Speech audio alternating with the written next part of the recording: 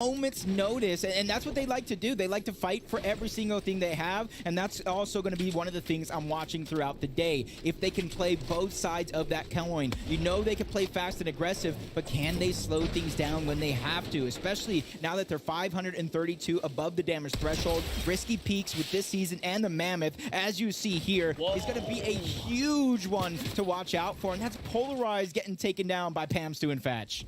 Now, the cool part about that replay there, they timed that perfectly. And not only that, it was like a flick shot coming out of Patch out of nowhere. So the comm comes out, they hit the double headshot, Mammoth right there, and you couldn't even react. That was just beautiful. But let's jump in with Death and Tahi now. The Surge is officially active. You can see the numbers starting to pop up above on the right-hand side as we start tuning into the points of view here. Big numbers mean you're okay. If you're below, it means you're not okay, and you will have to fight. There's about 15 or so players that will have to go down now, so this is going to be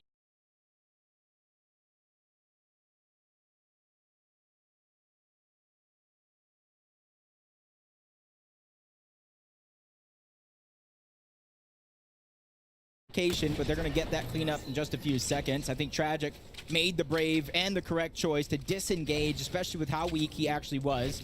With his own pulling in, Clary and Trash are going to have to leave this spot eventually, and I think that could be his run to at least try to pick up that reboot card. If he actually gets the reboot, that's going to be a whole nother question, because this finals lobby is already looking like it's one where nobody is letting any opportunity slip through their fingers. Slick and Chicken is going to be one of them.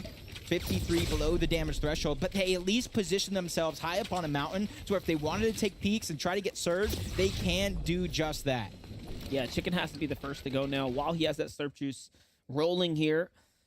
But the hesitation is probably going to come back to, to punish them here. If they can't find something and find something quickly. They have Lacey nearby. That can be a total option. They're going to go for the fight wall to wall as opposed to going for the long range tags here. With Surge, as long as they hear the shields crack, this Mini, every time he pops it and Surge, they know he's weak. They know it's somebody that they can easily try to defend against. That's Lacey, that's Jivvy, and that was a huge clutch just to get him here. Lacey picking up back-to-back eliminations and even getting the final one in their final game. And starting off hot, they get another elimination to their name, but the other one got stolen away. Epic Well, somewhere around the map, saw this fight and said, hey, this one is mine, you can have the other. Yeah, and that's one of the problems with going for a box-to-box fight right there. That disadvantage, that shield crack sound is so distinctive. The players themselves cannot see the lightning bolts come flying down, right? But you can absolutely hear the damaging sound of the shield breaking, and that's a telltale giveaway. I would have liked for them to take a little bit of a longer range battle there, but it is what it is. We live, we learn, and we move on. Here we have Broken right now playing the deep zone right here, possibly looking to see if he can, rat around right now for potential pickup, but also he has some options in front of him. The fact that they are 600 above the Surge here means that they have had a successful run. I mean, 4 eliminations tell us that they are off to the races right now. You will need a team to make it a little bit closer here. Couple seconds left now before he will have to pop medkit or otherwise. I am thirsty. Goes the med miss. And yeah, I guess he's just going to play to just make it as a solo. Yeah. Luckily for him, though, the zone is pulling away from Mega City, so the reboot is going to be possible, but he has to wait. I don't think it's in his control here for all those other teams to just move on over and start their rotation. Jeff and Bacon being one of them. They started in Mega City and already have trekked not too far over towards Naughty Nets. That's where the zone is going to be, and already it's telling me that if you don't prepare for the different elevations, the water underneath, you are going to run out of mats quick and need a siphon earlier than you expect. Yeah, and this is one of those rotates that do become a lot more difficult the longer you wait. So I like that Jeff and Bacon are on the move here. And again, to no surprise, we already know that they have that big coach in the corner, right? That's a third brain to work with here to navigate through these decisions. And what better player than to have Kanata, who is extremely experienced here, supporting them on the run right now. Yeah, I see shades of Kanata. His loadout gives me shades of Yamzo and Rise. A lot of these players adapting from that grand finals of Major 3, taking a lot of those strategies, putting them in their back pocket for later. And this is the roller coaster I was trying to warn you guys about. It's going to go completely off the island that every single player is currently positioned at. So the ones who rotate early, those are the ones going to have a major advantage in this next zone.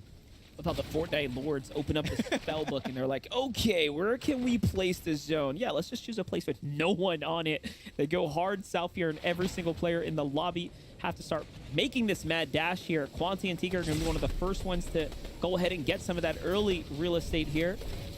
Hopefully, they do end up building a big old base, making other players' lives a little harder. But you see Ricardi, Patek, they want to take an early fight. Quick, like a bolt of lightning. Striking through, cleaning things up. That was nicely done. Yeah, even with Surge turning off, that was Tavern who got caught out of position. Lawrence is right underneath. He's definitely trying to bide for his time, and this made it to where he can't rotate first now. He has to wait for some of these other teams around him to begin their rotation before he can start his own. But once those players move on out, that's going to give him a little bit more flexibility to work with. And as you see, a lot of these teams already positioned up. They have their Storm Surge, Pamstu and Fatch. This is a team, 3 eliminations so far. If they can mimic what they did yesterday, I saw a 17 elimination victory. This team can play both sides of that coin, passive in the end game or pop off if they need to. Yeah, that's the thing about Pamstone and Thatch. They are absolutely amongst the upper caliber. They just have to make it all come together. Now, they don't have an easy task. They are absolutely contested, so this first game is going to be a super important one to start to get that lead, because there's a likelihood that they don't make it out of the drop later in the tournament, right? With just 6 games, it can be very, very dicey when you're rolling out that early game battle. Macwood and Blake here, one of the only teams that are extremely experienced and haven't quite picked up an elimination just yet. Already having a bit of a tough time here as they're just hovering above that surge threshold, so they will need a little bit more. I feel like Macwood could only blame himself for this zone. He said Fortnite was too easy. They said, hold my slurp. Let's give him a far zone, see if he can handle the pressure. And so far, I give him an A+ because he's handling it well. The only thing they have to watch out for is that Storm Surge.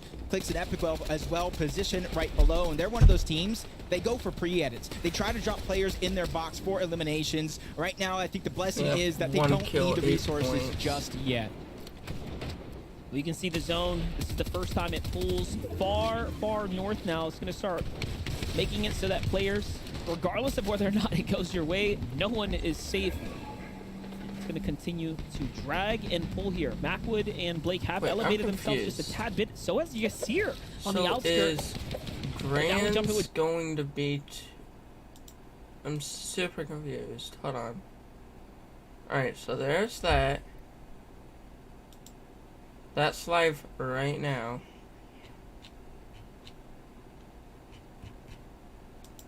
I don't know. Alright. Penn starts to book it across. He's got plenty of builds to work with, and it's looking really, really good. So it does seem like he's timed the rotate beautifully here.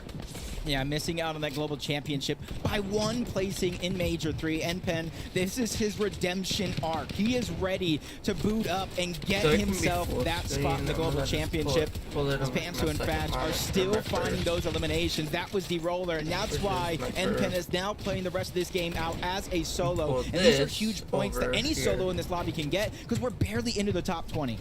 Yeah, and you can see the strength of the Breacher here in the end game when you have the zone and you're positioned accordingly. When you're in a great spot with no pressure around you, the setups here are absolutely beautiful. And you can see how they are not afraid to take any kind of fight here. Blake and Mac would have to be careful. Little do they know a threat is lingering nearby. Pam still thought about it, but instead they prioritize the rotate here first. It's going to start to take them off the elevation. Hansel left behind, and that's what happens. You let your guard down for a moment there, and all of a sudden, it is all over. It's now up to Thatch to play this one out by himself. He's looking back here, trying to figure out who took out his teammate. And little does he know, it's Macwood there. Macwood's going to get tagged up, and Thatch with a quick takedown. Can he get the finish now is more important there. Yes, he will get the body tag, possibly the point as well to come here. There it is. And nicely done for Thatch. Yeah, now's not the time to go down for anybody in the lobby. Placement points are just beginning to ramp up for every team that does go down. And we're talking about ramping up. You said it yourself. Clicks at Epic Well, the first team that is taking the high ground and trying to put it in their pocket and use that to win the game. This team, too, just like Pamstu and Fat, had a double-digit elimination victory royale yesterday with 15 overall.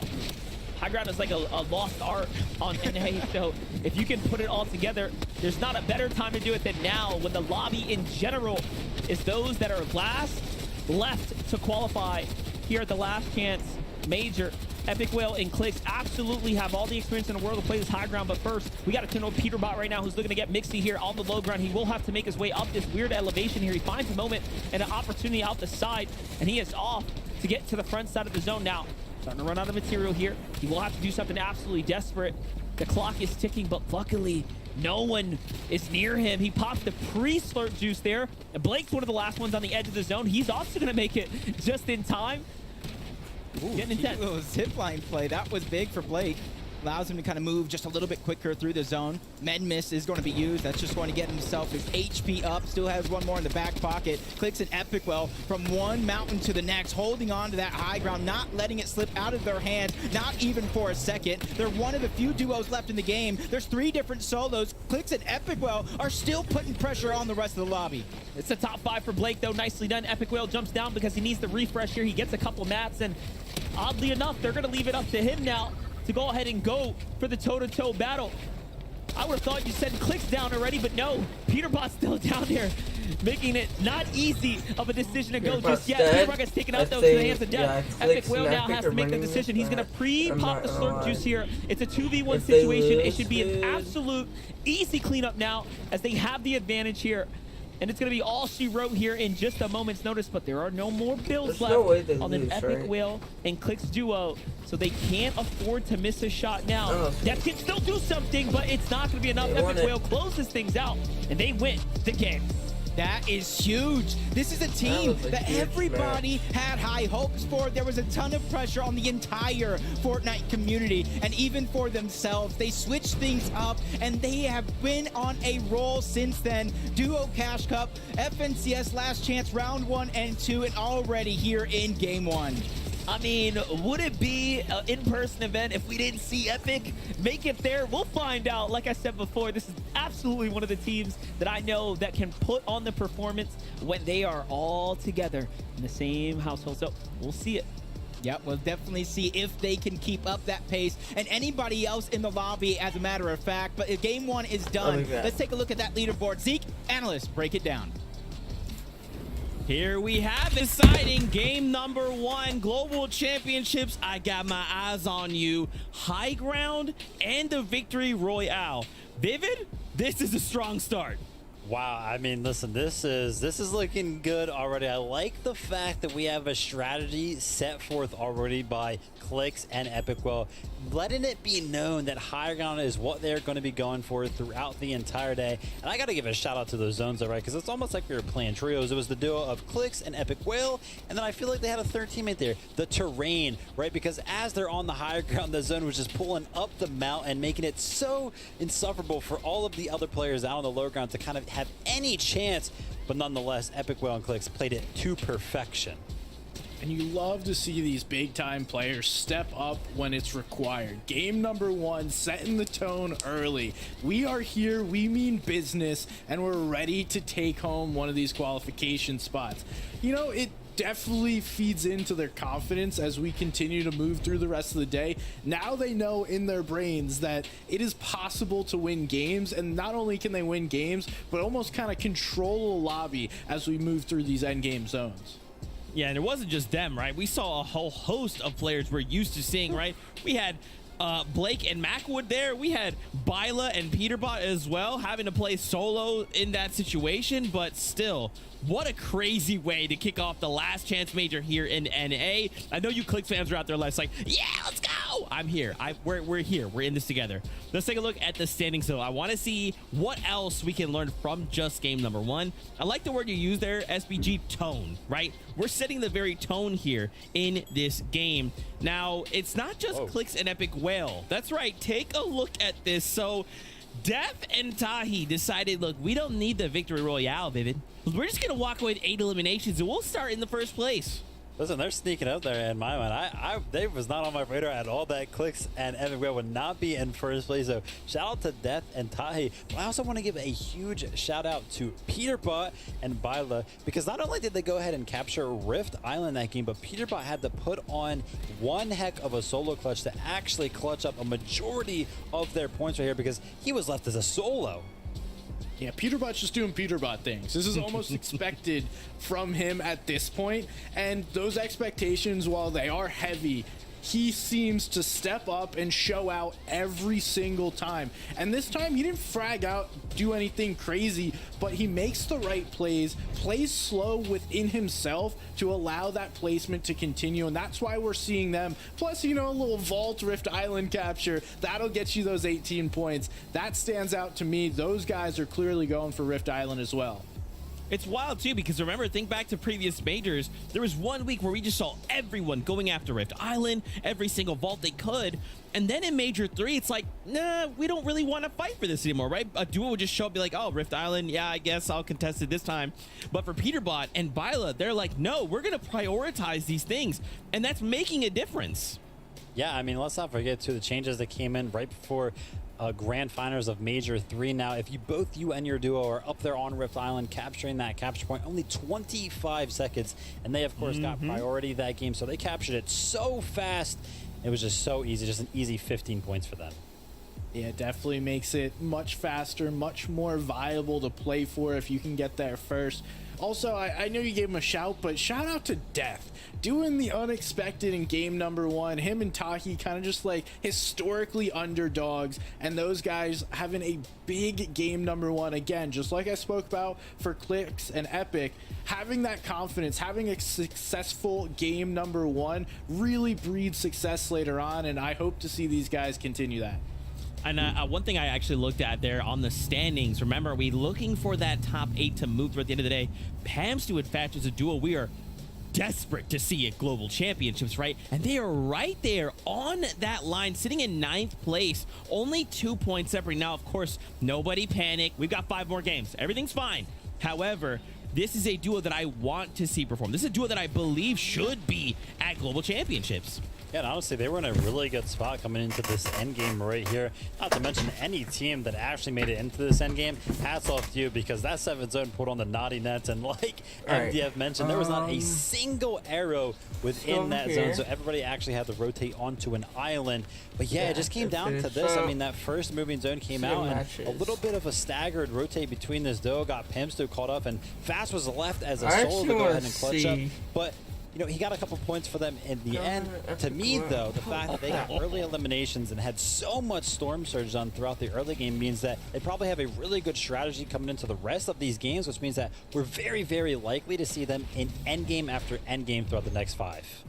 Yeah, they were able to get that first Elam right off spawn, and the thing that's impressed me most about these two across this year is last year they've kind of been slower, more methodical, less aggressive players. They've seemed to put on a more aggressive mentality coming into these lobbies and really being almost angry playing these games, because everyone is in their way trying to prevent them from what they see right in front of them, and that's Copenhagen.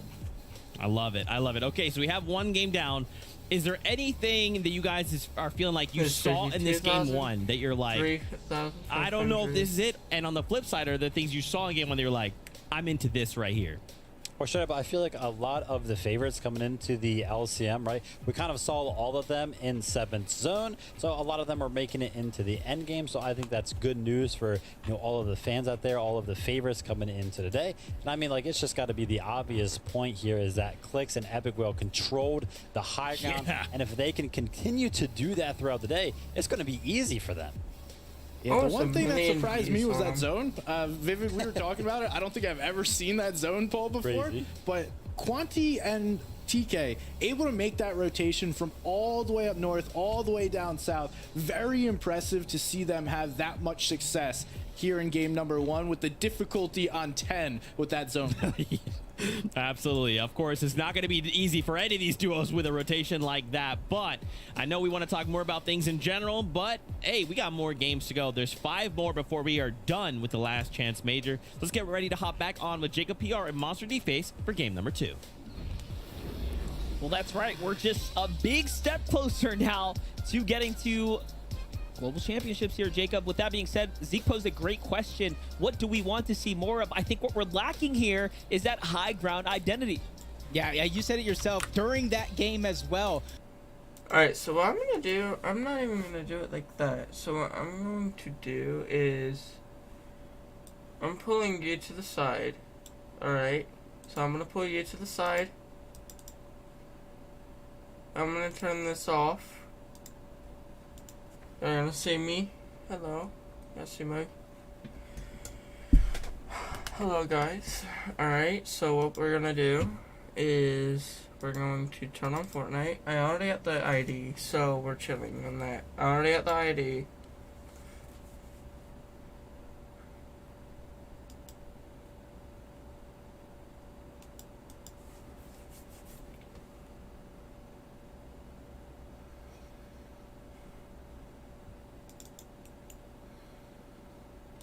Copy that one more time. We're gonna go here. We're gonna drag this. Alright, so what we're gonna do is I'm just gonna load up Fortnite, put on Fortnite. After that, I'm gonna just copy the ID and do it that way because it'd probably be easier anyways.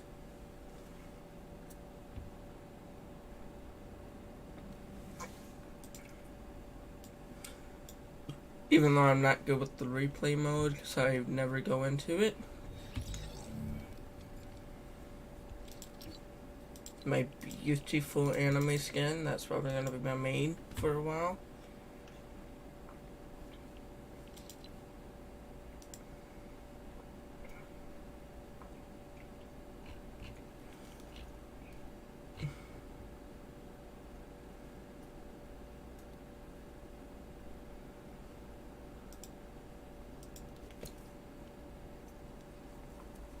Got some ice cold water, so I'm chilling.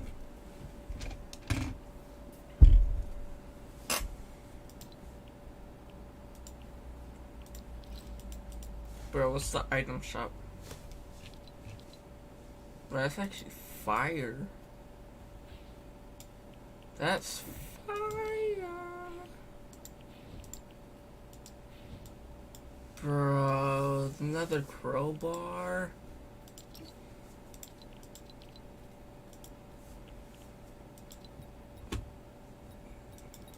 Nope.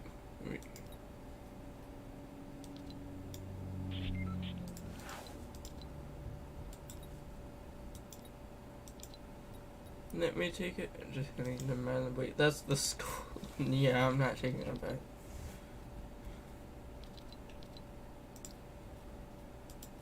Alright, so let's go to career replays.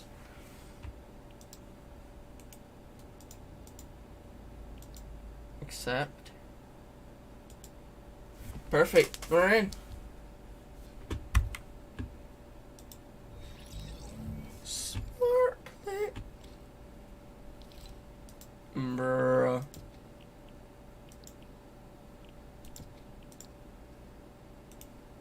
Enter game. Accept.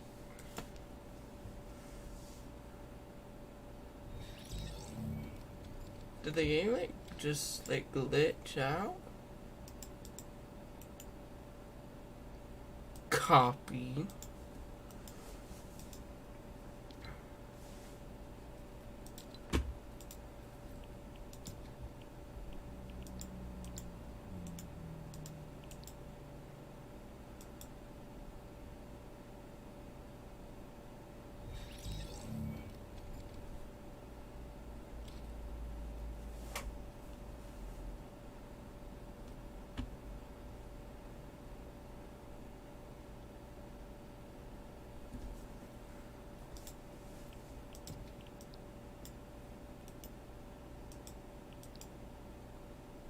Let me do this.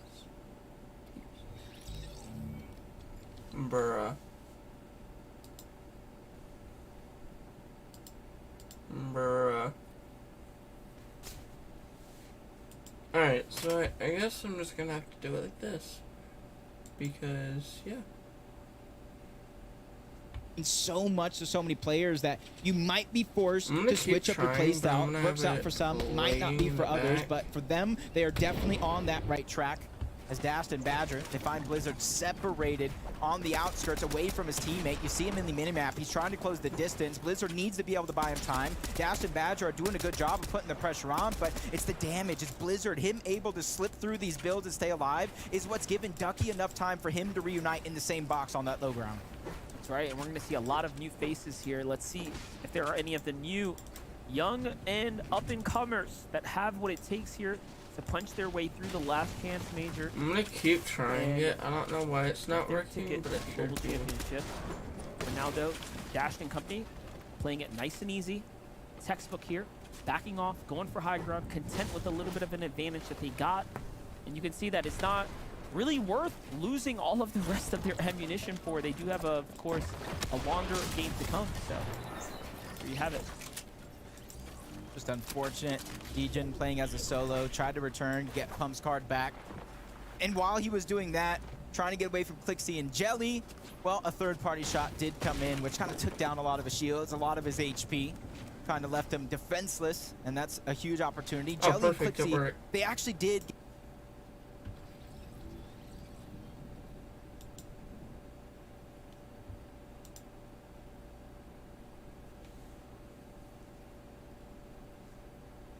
You can see Chris, Mojo, like, you got all the pros. Let's go here.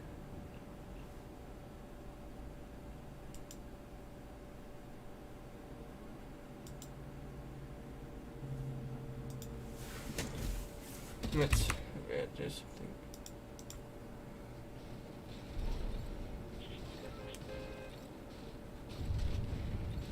Bro, my nose itchy, bro.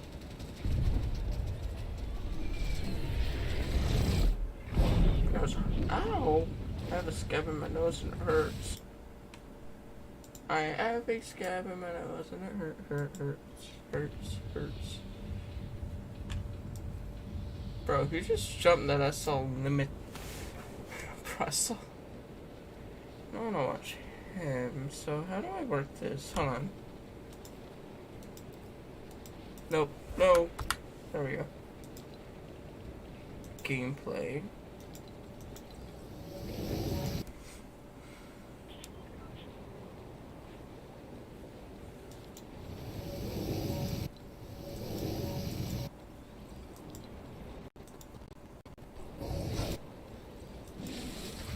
Let's watch Macwood. Never mind.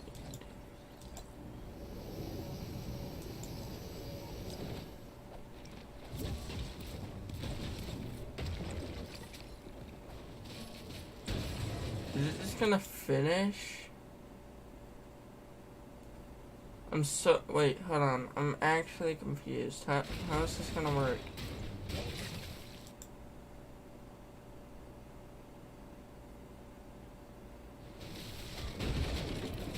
Oh, that's how. Oh, that's simple. Oh, that's super simple. Alright. Alright, let's go back. We're gonna go here. Let's look at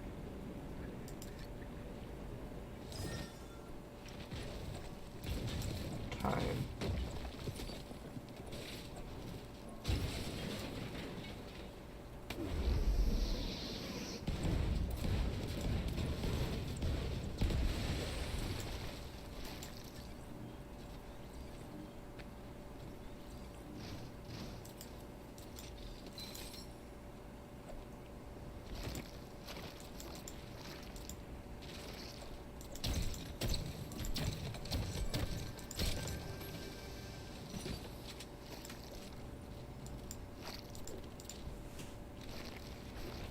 I'm so confused.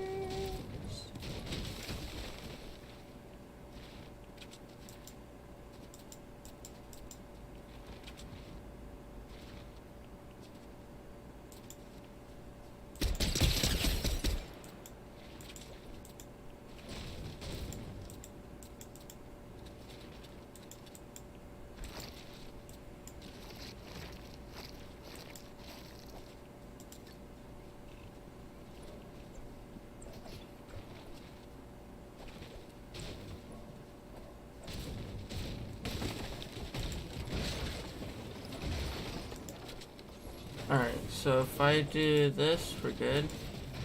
I don't want it like that. I want this away. That's the problem. Bro, third person is crazy. Alright, I want to see someone that's fighting. Whoops, did not mean to do that. I meant to Ay, ay, ay, bro. I'm so confused on how to do this.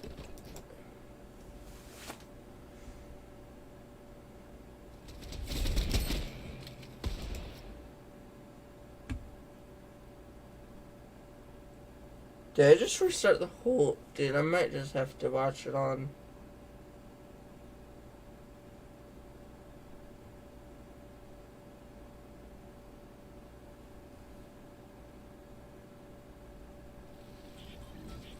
Bruh.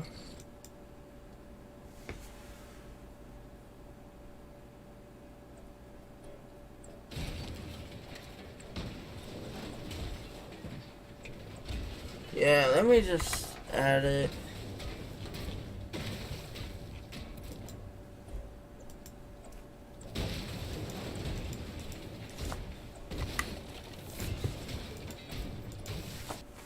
Yeah, let me just add it.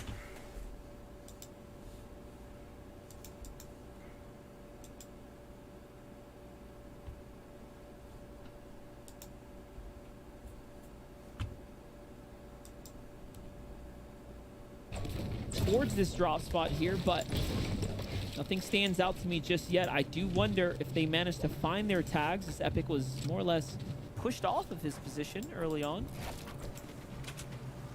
It's like a great decision for them. You can see it like from one game to the next. In game one, they left Mega City to go and find their surge. This time around, they're boxing up at the top of one of these buildings. Depending on where this next zone pulls, they could have everything that they need and more. They get zoned yet again. And a lot of those teams towards the north side of the map and even towards the west are in their line of sight, so they can keep padding surge on these rotating players. Look at this, the Rift Island is starting to be revealed there, and there is no one really near it to insta-claim it, so there's going to be some options there available for some of the players in the lobby. Like we said before, those 18 points can be an absolute game changer. Get them early on, but Slick and Chicken now pushing for the fight here. Jibby and Lacey are on the defensive. The last time we saw this, it went very well, but this time there's no surge pressure warning just yet. Yep, for Lacey and Jibby, they're doing a good job up to this point. But Chicken and Slick, they're not one to stray away from any fight, especially if they got the damage lead very, very early on, not knowing exactly where these players are positioned at. You see them trying to disengage, keep rotating in, get deeper and deeper towards that Rift Island. They can choose to go up, maybe even a Rift, but there's only one team currently positioned on top of that Rift Island, and they're definitely going to be the ones that have the best chances just to capture it. Because of the changes to the capture point, two people sitting inside, like you see, is going to capture it much, much faster. So now you see the rest of the lobby, we're only seeing one team up there. They know those points are going to go over, so everybody else is just going to scavenge together the rest of this loot. I like what Chicken was doing there. It's like they were just like looking out, trying to see if we could catch a player going up the zip line, but it didn't quite happen the way they wanted it to. And there it is, capture point already secured. You said it's quick, but it's a lot quicker than it seems. It's just like that, it's already over. Yeah, so a lot of these teams, there's no reason to fight directly up there. What you typically see now that the point is captured, you see NPen D-Roller, they're just refarming, regathering those materials, and a lot of teams like to position on top of the Rift Island as well. It's a huge amount of elevation, but it's the biggest thing is the storm surge that they're going to be able to gather up there, because now they're going to be able to see everybody all around them before they have to rotate themselves. So we got so much action going down around the map. I'm going to throw it over to Kelly to let us know what else is going down around the lobby. Oh, hey! So last game I talked about the new duos that we're seeing in the Last Chance Major. Now I want to talk about the returning duos, and we have 5 duos returning from Major 3. That's Trashy and Clarity, Clicks and Epic Whale, Pump and Degen, Pamsto and Fatch, and Blake and Macwood. Now out of those 5 duos, do you guys know which duo has made it to all 3 majors? That's right, it is Pamsto and Fatch, and their best performance this year was a 7th place finish in Major 2. Let's see if they can do it again. I think the way they have been playing so far, they have that potential, maybe even climb higher, but 7th place, I bet you they would be fine with that, because it's our top 8 teams on the day that qualify in. Whether you're 8th place or 1st place, that's still a victory in my eyes. Yeah, definitely. I mean, at the end of the day, that's really all that matters, is getting through the Last Chance Major into the Global Championship.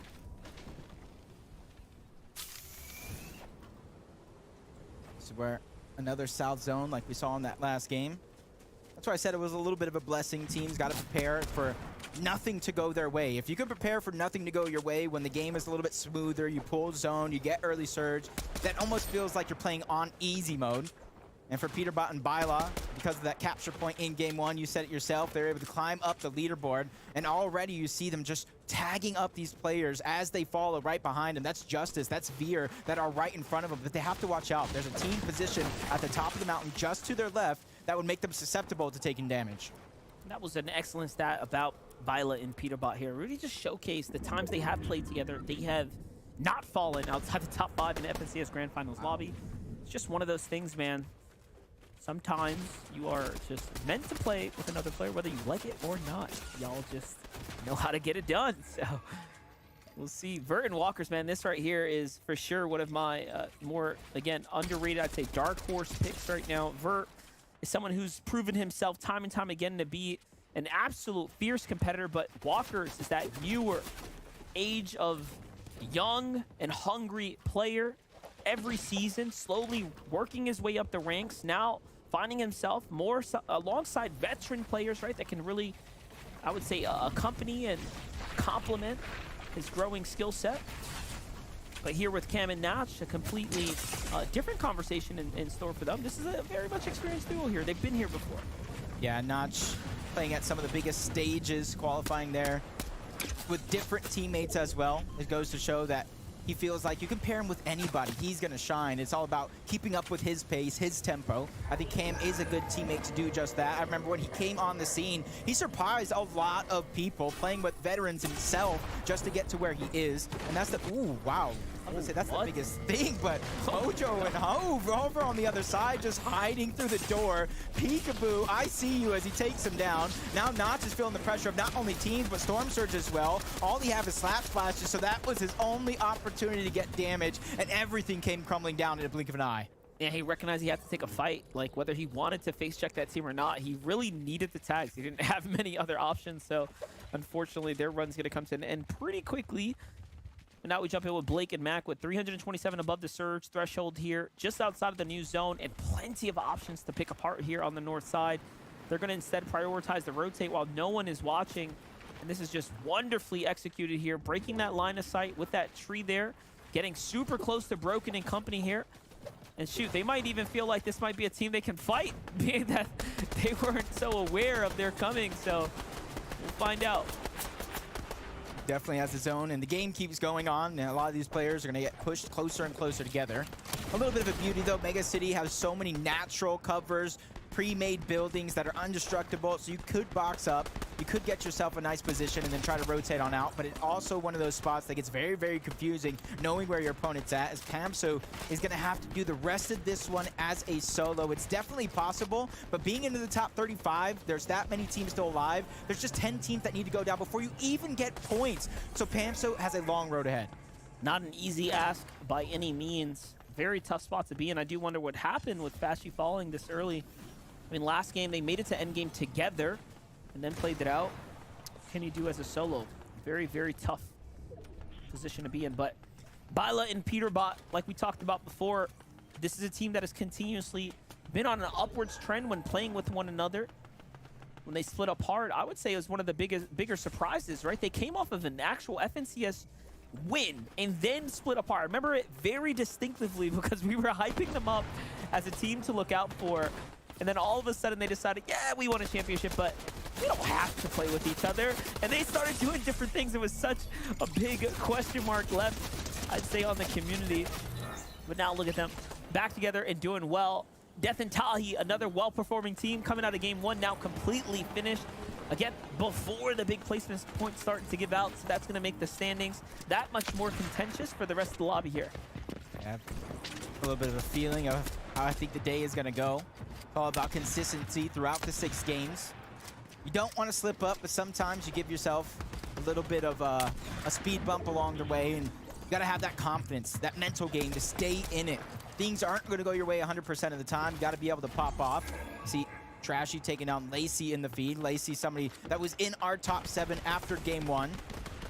So it's definitely up for the grabs for a lot of these teams in the game, as Policy's just trying to position himself above another team. He's trying to make himself look bigger than he actually is. Yeah, that weapon's absolutely underrated. The explosive damage can do some big problems for some teams here. But hold up. And with Day and Redux right now, just a single Elim. They are, I'd say, flirting with a bit of an issue here as far as how much damage they need to start to make and pick up in order to get pretty comfortable for this end game right now. Yeah, I agree with that 100%. It's a good feeling now that you are above it, but a lot of these experienced players know it's 154. That could change in the blink of an eye. Even if they get the elimination, you see them drop down just a little bit before going right back on up to 225. They definitely have their plan intact, and they're trying to make sure that it goes to perfection. Clicks and Epic Well coming off a hot win in game number 1, 271 above the damage threshold. A huge difference from last game, but that's just because they haven't had to move at all. They landed Mega City, and they've been here ever since.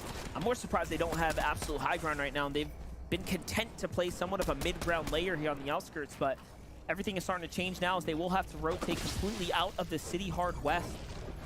Some might call it rigged, but this is not a rigged zone by any means for them, as they will have to go all the way across, and they know the map probably better than most, and they have the straight path all the way through. Free rotation, anyone? Almost not even getting tagged up at all. Maybe a little bit of damage. Maybe just a little bit. That was just insane of a rotation, especially in a lobby that is stacked just like this. But that just goes to show how many other teams are forced to rotate exactly like that. Jeff, a player who also lands towards Mega City, taking a page out of their playbook. It's not as easy for him because now he's a solo. Yeah, you see he probably doesn't even know as much of the routing path there. So he's just going to say, hey, I'm pretty okay with how far I got. I'm going to go in and cut through this building here. A lot of risk involved, of course, running through enemy builds, but ends up working out in his favor now.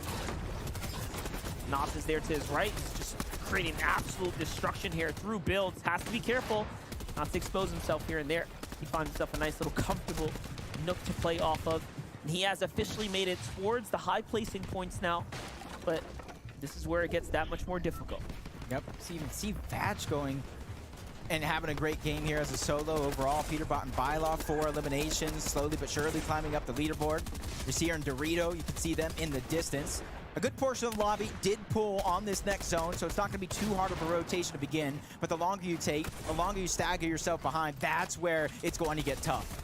Well, it's going up and over this mountain now too, so there is some serious elevation change happening right now for Redux and Day. They don't want to play the low ground any much more than they have to. And here they find themselves working their way on up. Bully, Shadow, just next door. Another very, very exceptional team here. Oh, meanwhile, Travis and Austin go for the full low ground, outskirts rotate. Very different approach. We love to see different styles come into play right here. High ground held currently by Cardi and Potek. Does seem like a little fight might be going out for it, but they're going to put up a big enough front to hold it down and then reconnect some old builds that were left behind. I was wondering how players were going to get up that mountain. But when you start with elevation, it's that much easier. They're going to hold on to it as well. That's Agented and Polarized trying to make up for that game, last game in game 1. You saw them get separated. You saw them get tagged up and eliminated by Pamstu and Fatch. Now they're trying to make up for it, and they're going to find another solo out of position. That's a refresh that they absolutely need. You see them running low on materials. It's one of those eliminations you never expect to happen either from the outskirts, on the edge of the zone, a team coming through on slurp effect and speed. And make it look nice and easy. Peterbot and Byla now. Here comes another elevation shift. Front side of zone. It's looking like a repeat of the last game. But this game looks completely different for Clix here, who's now taken out just outside the top 15 there.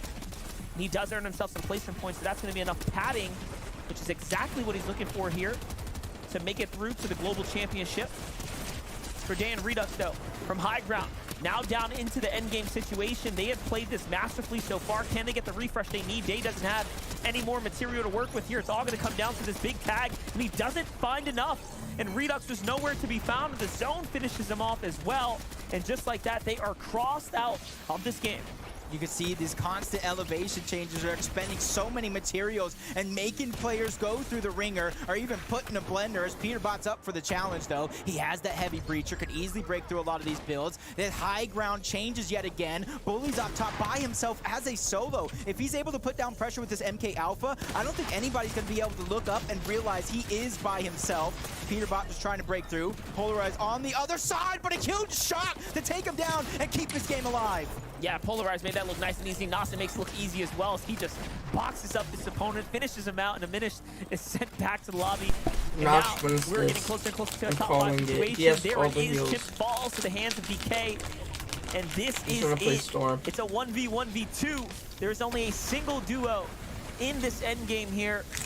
Who's it gonna be? On high ground, we do have Bully here, but he is very low on HP. But Yasir and Dorito have a lot of help to work with. A couple of material to use as well. It's looking very, very good for them right now. But this plays a desperate one as they're going across the outskirts here. And this zone is so unforgiving. It's continuing up more elevation. Yeah, it's going to be hard for anybody to try to survive. Nasen even goes down at the bottom. He had plenty of DK kills. might win if it. anybody's out for it. Nope, But Bully Bully. goes for it. He gets the siphon out of nowhere, drops down to take down Dorito and take the game as a solo. Alrighty. You love to see that, and that was so unexpected. Just as I thought we were gonna have a moment to breathe, reset, reevaluate what was gonna play out, Bully says, no sir, you don't have a moment here, neither do I have to make this play. It's all or nothing, and look, he had no more builds. He puts it all into his own fate there, jumps down, and finds the elimination there for game number 2. You saw that game. It was a roller coaster, a teeter-totter back and forth with those zones. Bully, he didn't have plenty materials, but he went ahead and recycled the position on that high ground to go ahead and steal that game away. A huge boost of momentum because he did it as a solo. But with game 2 done, we're just going to go throw it on to Zeke, Vivid, and SBG to break it down and let us know what the leaderboard looks like.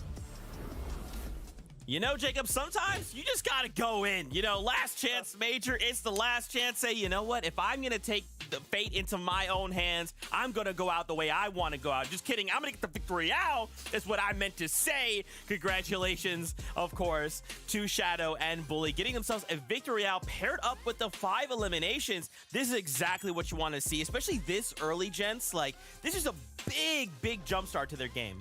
That was actually a crazy zone, right? We just saw last game how I was talking about how, oh, because of how it was pulling, right, all the teams on the lower ground were getting suffered. Well, this zone pulled up such a high mountain that even Bully on the higher ground couldn't even make it up. But he has the intuition, right? He knows that he has to drop down at that moment. He only has 20 white HP right there to work with, so he knows that, listen, I will only have 2 seconds to go ahead and take this zone. I gotta go for the win now. Smart play, and he gets it done. Yeah, you respect the play, and also, like, shout out to that mountain.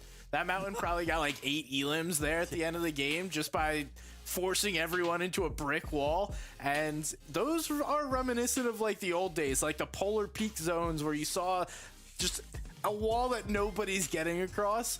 These guys, unfortunately, Bully's the one on top, but ultimately the mountain won. Old Man Mountain will always claim its toll.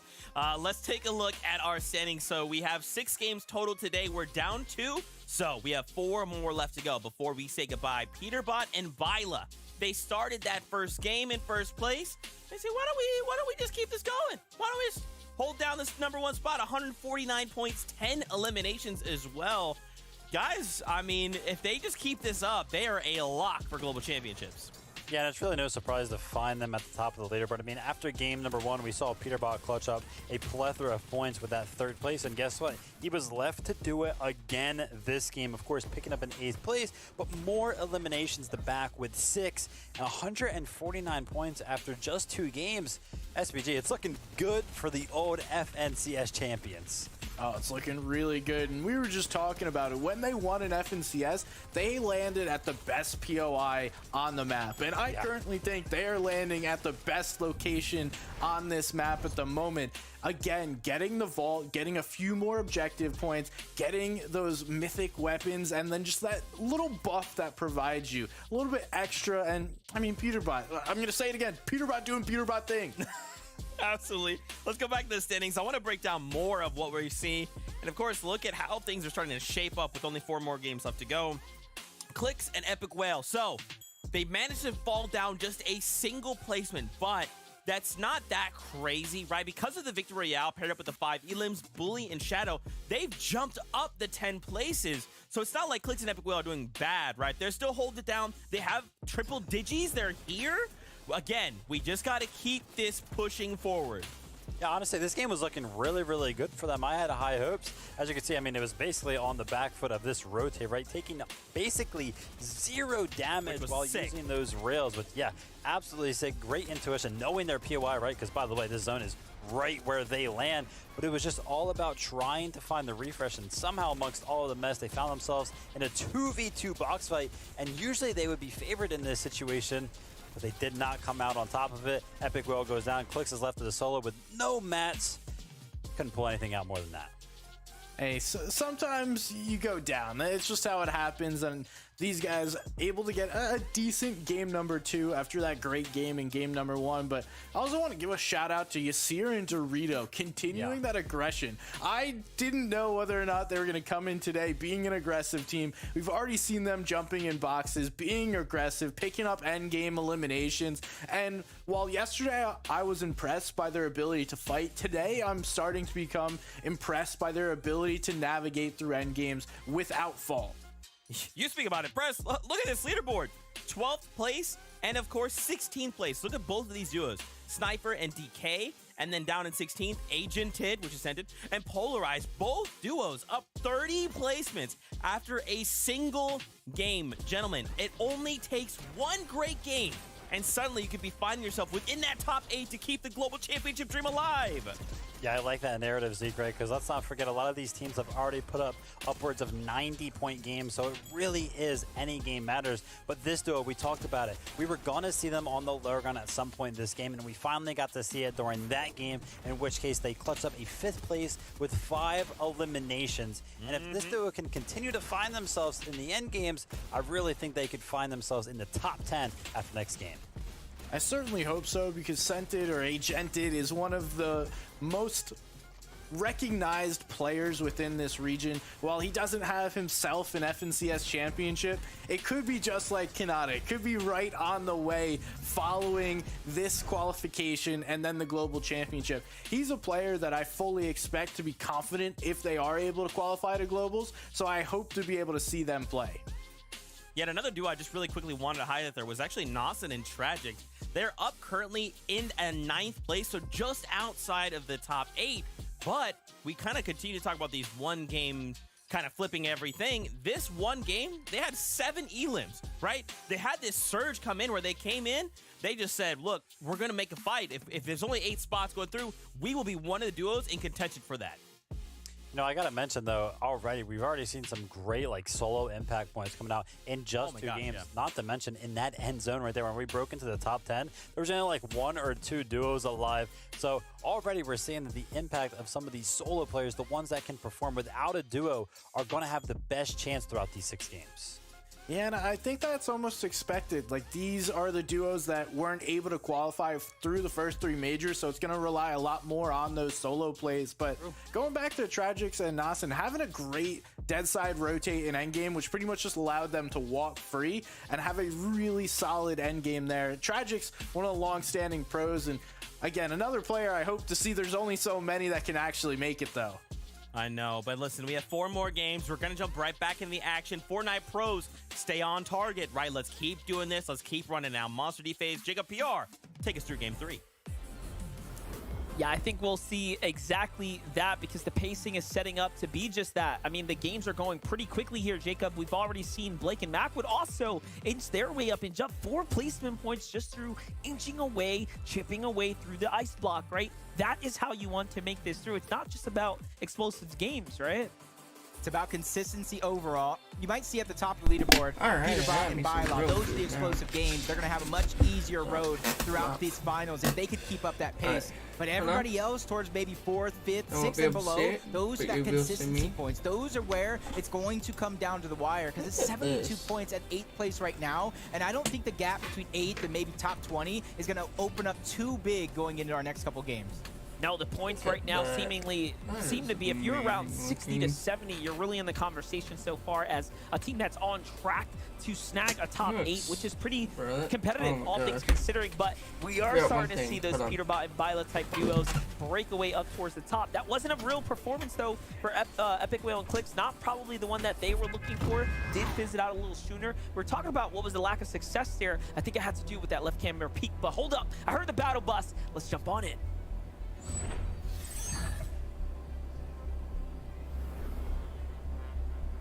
This is game 3 and another chance for these players to kind of switch things up. If you're Peterbot, Byla, maybe you don't want to switch things up. If you're Yasir, Dorito, maybe you don't want to switch too many things up either.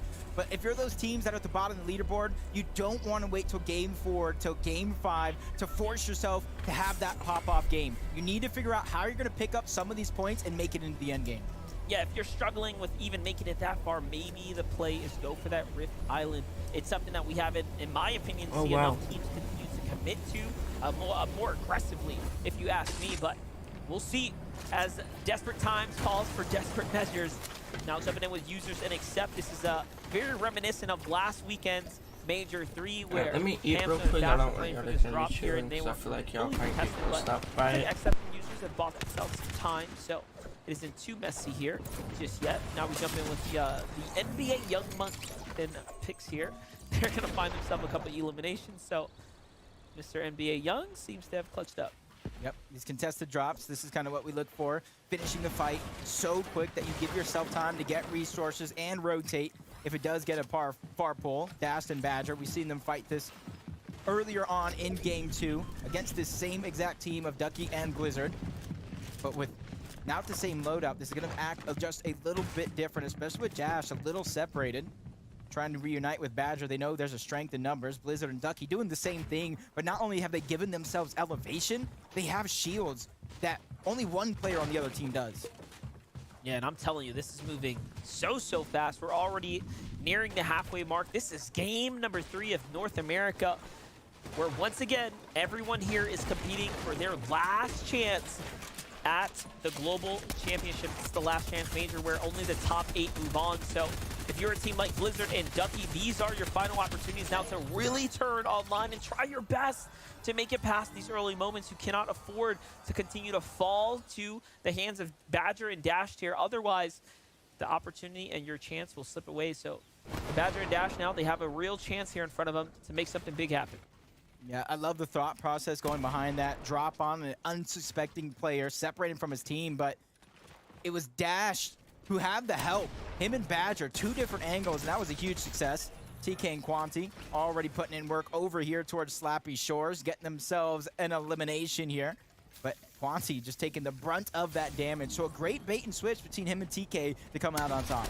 But I like what we're seeing from Falcon and You're Easy. They are trying different things every single game. This time they come on over to Slappy Shores to try their hand at it. Of course, it doesn't quite work as TK and Quanti were already here, seemingly beating them to the punch. Whom, by the way, TK and Quanti also being a little flexible as well. We've seen them more times than not up around this area, around the snow biomes, but instead they were down at the Slappy Shores there. So very interesting to see them continue to play their flex drop. But this is a different zone. This is finally pulling a little further north, but still on this eastern side. So for some, there's a lot of favoritism already coming out here in the first 3 games. I like how K-Bird is watching his back. You know, Blake and Macwood are over towards Lonely Labs. DJ and Pump, they're fighting for everything. There's at least 3 teams here and a 4th one in the distance. They have to be able to watch out. They went down rather early in that last game, so they need to have at least a top 15, a top 10 performance on the day to keep themselves in the conversation of qualifying to the Global Championship. Crips is using that whole distraction of the other teams shooting shots their way to try to get Noxie back into the game. They have more than enough heals to get themselves up to good shape. It's all about how they're going to disengage and get out of this position. Meanwhile, looking at the feed, Quanti continues on a tear, finding another player there. So Quanti and TK really turning online here with the elims in the late half. Pump and DJ now wanting to continue their aggression. Already at a single elim, plenty of options nearby. So no need to rush into any type of box fight here, as they are just farming tags in each other's vicinity.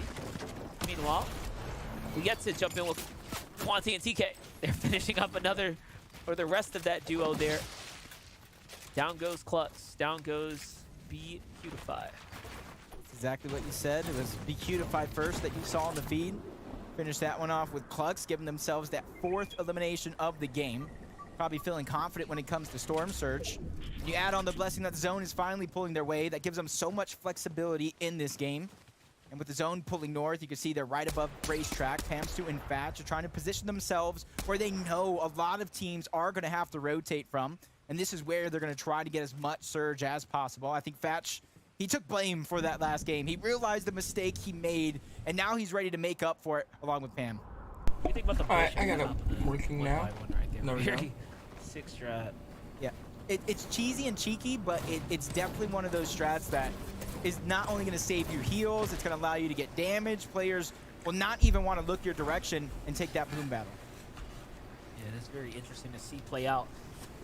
Feel like it's one of those things, like you said, maybe they won't even want to peek you. Sometimes teams are more likely to peek you. They're like, oh yeah, I can see where you're at. We can, trade a couple damage pieces. But we have Airy sneaking up on Quanti. Quanti has no idea. I thought he was going to open with a huge shot. He actually had a chance, but there could be a second one revealing itself here shortly, as TK is just off to the left here. Will TK come and finish the remaining metal options? Doesn't look like it. He's a bit off, so Eerie loses his chance to open up, but gains, of course, the opportunity to sneak on by potentially right now. I think it's a blessing they got those early game eliminations because they don't need to farm up the resources. I bet you if they didn't, that's the direction they would go. I know I would probably get caught off by something like that. Quanti and TK. It's so good. Don't even know how blessed they just got not getting sneak attack, because TK was actually a far distance away, so it would have been a straight 1v1 for a couple of seconds.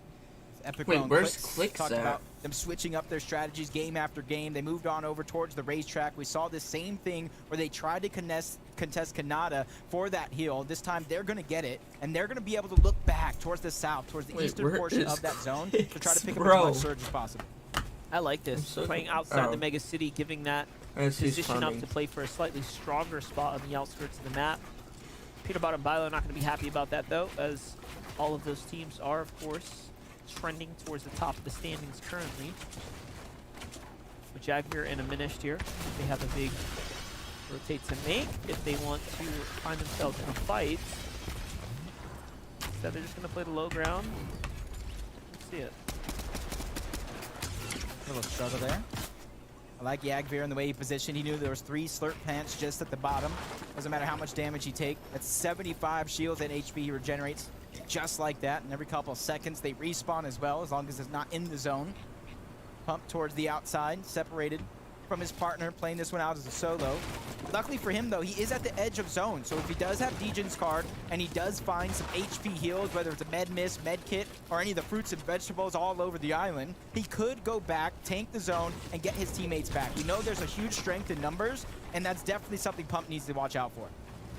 Yeah, let's not forget, Pump was just moments ago when we tuned in, surrounded by about 3 or so teams. You see that they unfortunately did take the brunt of the hit there. Now a solo. Got chased out of the outskirts here, but having a chance now to bounce back into this game here. For Peterbot, Bilo, they give up the position where they were holding before for the cachet here. They do seem to have been able to secure it. See, they're covered in mud as well. Probably for that fast rotate there, giving them the advantage here. It's Macwood, it's Blake nearby though, in a fight here, trying to wrap up the opportunity they had in front of them, but no, Chris comes to the rescue there to save him. Macwood and Blake know better than to stick around when a team's putting that much pressure down, so they back out. Yeah, smart move as well. They heard the shots coming out from Peterbot, and they used that distraction as a free rotation. You can see Peterbot's loadout. It's almost shades of Yams, or at least them who made it popular, carrying both the Flapjack and the MK Alpha. That gives them being able to break into the box like you see them do in a lot of those box fights, but allows them with the MK Alpha to get that Storm Surge from a distance. And as the game goes on, you're going to see them switch out that MK Alpha for something else, whether it be heals, a mammoth, or whatever they desire. Here's Quanti and TK. Saw them on the outskirts of the map. barely slipping by Erie's grasp there. But they're very much comfortable. Max material, max loadout here. It could do for some upgrades. So a weapons cache would be very, very nice to find here. Some remnants left over from previous crates being open. But TK and Quanti right now are in an excellent position here to put themselves into a wonderful mid game. Meanwhile, Epic on the high ground here, trying to fish for tags. Doesn't quite find one. More surprised that both these two teams are not building at all. Like, what's happening here? Really trying to slip by the reach of Epic Whale. Nice shots, though, for them. Great surge to add to their totals, but eventually, if the zone trend does continue, they will have to move away from this spot and eventually move towards the north portion of the map. For them, I definitely think they're ready for it. They have plenty of tools all around them, from vines to the mushrooms that they can hop and not take any fall damage overall. As they jump on board, Agented and Polarize, who jumped up 30 spots in that last game. I'm going to go over to Thornton Kelly because I need to see this blueprint. Thank you so much, Jacob. And we saw Alright. Agers and Kanata have Yo, what's up, incredible Shark? success Yo. in Major 3, grabbing finally their Sorry, bro. first place spot in I was looking at FNCS Discord, Grand Finals. looking at this But how much of that was LARP due to their thing drop that Dark spot? made. Well, it looks like Scented I and might Polarized leave think it that might not be a major online. factor moving on to racetrack this game. Now make sure you take some notes because changing your POI might be successful. I like that Agented and Polarize actually did decide to go towards the racetrack in this last chance major, because a couple of seasons ago, you got to remember, it was Agented landing over towards that racetrack before it got taken over by Kanata and Agers. So there's a ton of familiarity. There's a ton of planning that he already has, and now he can go ahead and lead Polarize to the promised land. Yeah, the only difference is when it's contested, we have seen things go really bad for teams nearby there. So long as you can have that general area to yourself, it is an excellent drop spot to play off. But let's jump These back games in. aren't lasting Let's long, see that's for what's sure. happening. Right now they have Kaminaj in sight. Kaminaj had a pretty difficult previous game. Polarized catches them absolutely off guard. I don't think they realized that the roof was taken there, and look at that, completely content with the big tag. The island pops up, and they're going straight for it. This is all a part of the strategy here. The tags were just extra. Looks like they timed that one perfect. You can see him just waiting onto that rift, waiting to use it. And immediately it was when Rift Island spawned, they decided to get out of dodge. And you can see Peterbot on the other side as well. Him and Vila ready to attack this at a moment's notice. But first, Agented and Polarize to know the dangers that are around them. So they're trying to get every single piece underneath their control. So that way it's them who can maneuver in and out of these covers. Peterbot Man. and Vila, if they secure this, If I they mean, can they are keep absolutely doing good like going this, for they're they're gonna. many points earned. I think too early on, it'd be extremely hard to catch up to them and knock them out of a plus. Because right now they're first with 130 I know it's something not points, I exactly believe. the same, but if you look at the top 8 from EU, there's about 227 points. And Yep. Peterbot and Vila are more than halfway there, so I gotta agree, a nice pop-off game here. If they capture Rift Island, they could qualify in as little as 4 games to get that spot, and already you're seeing the pressure they're putting on. Vila's gonna go in first. Peterbot follows up. The knock is onto Agented, but they still have to be careful, because even though they got the knock onto one, there's still another team around. That's right, and this pickup hasn't happened just yet. Polarized trying to play defensively here. Gonna go for the heals first, and that is too much time given to Peterbot and Vila here to read the situation and finish things up. And just like that, they get 2 more eliminations now in the full security of the low ground here at the Rift Island. Now, all of that, of course, was happening while I believe the island was getting secured for the points, but they did get a payout at the end of the day. Yep. Some surge. Another elimination. That's two eliminations. That's 8 points just off that alone. Yep. There's still so many teams around. Tavern and Lawrence, they're just sneaking by, trying to get Surge off the edge of Rift Island. 171 though for Statics and Pulse.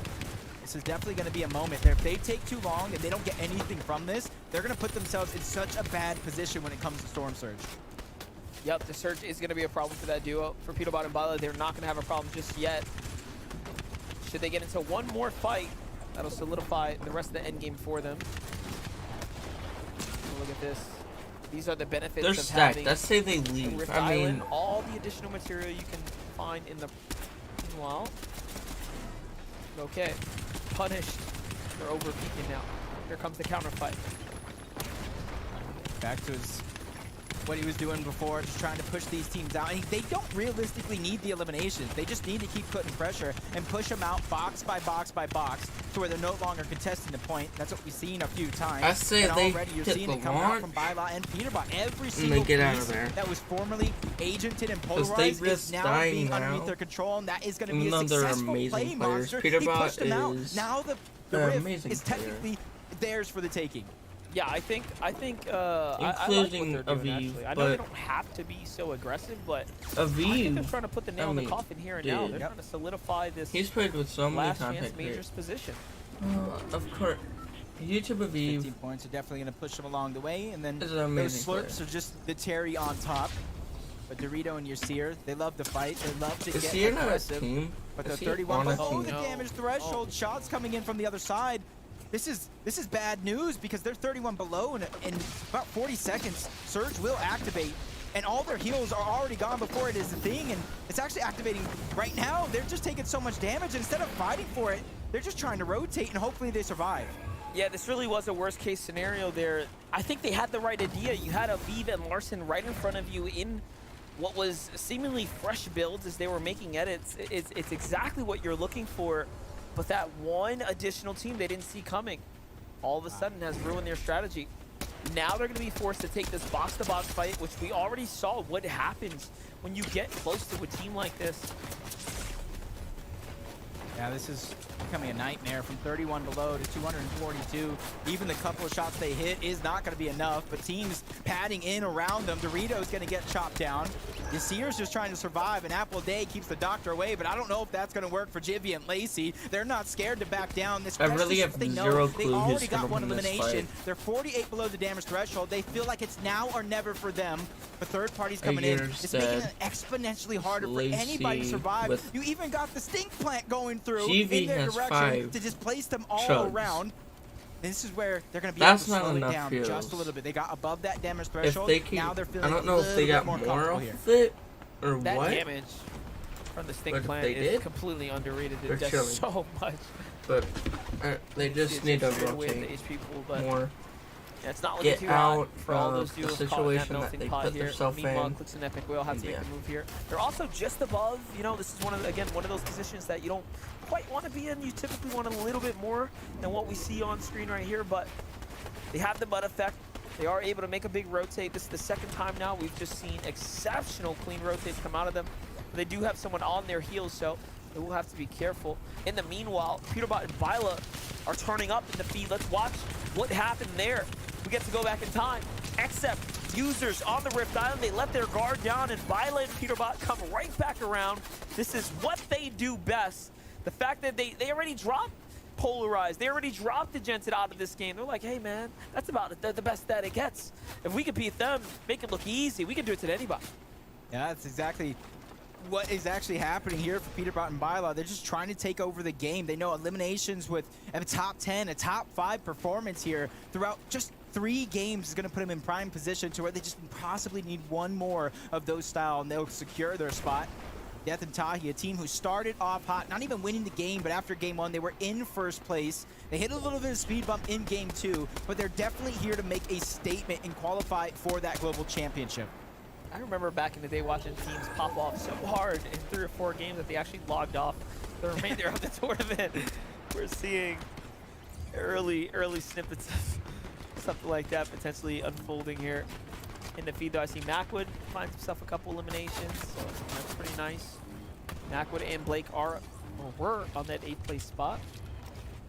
Not sure if we've actually seen anyone inside the top 8 fall already. Just trying to look all around. See who has the best position. See what loot a lot of these players have. Pamsu and Fatch. They're definitely in a good spot. They're rotating into a crowded part of the zone, but that beats what is behind them. The rest of the lobby. Quick hip fires with the Mammoth.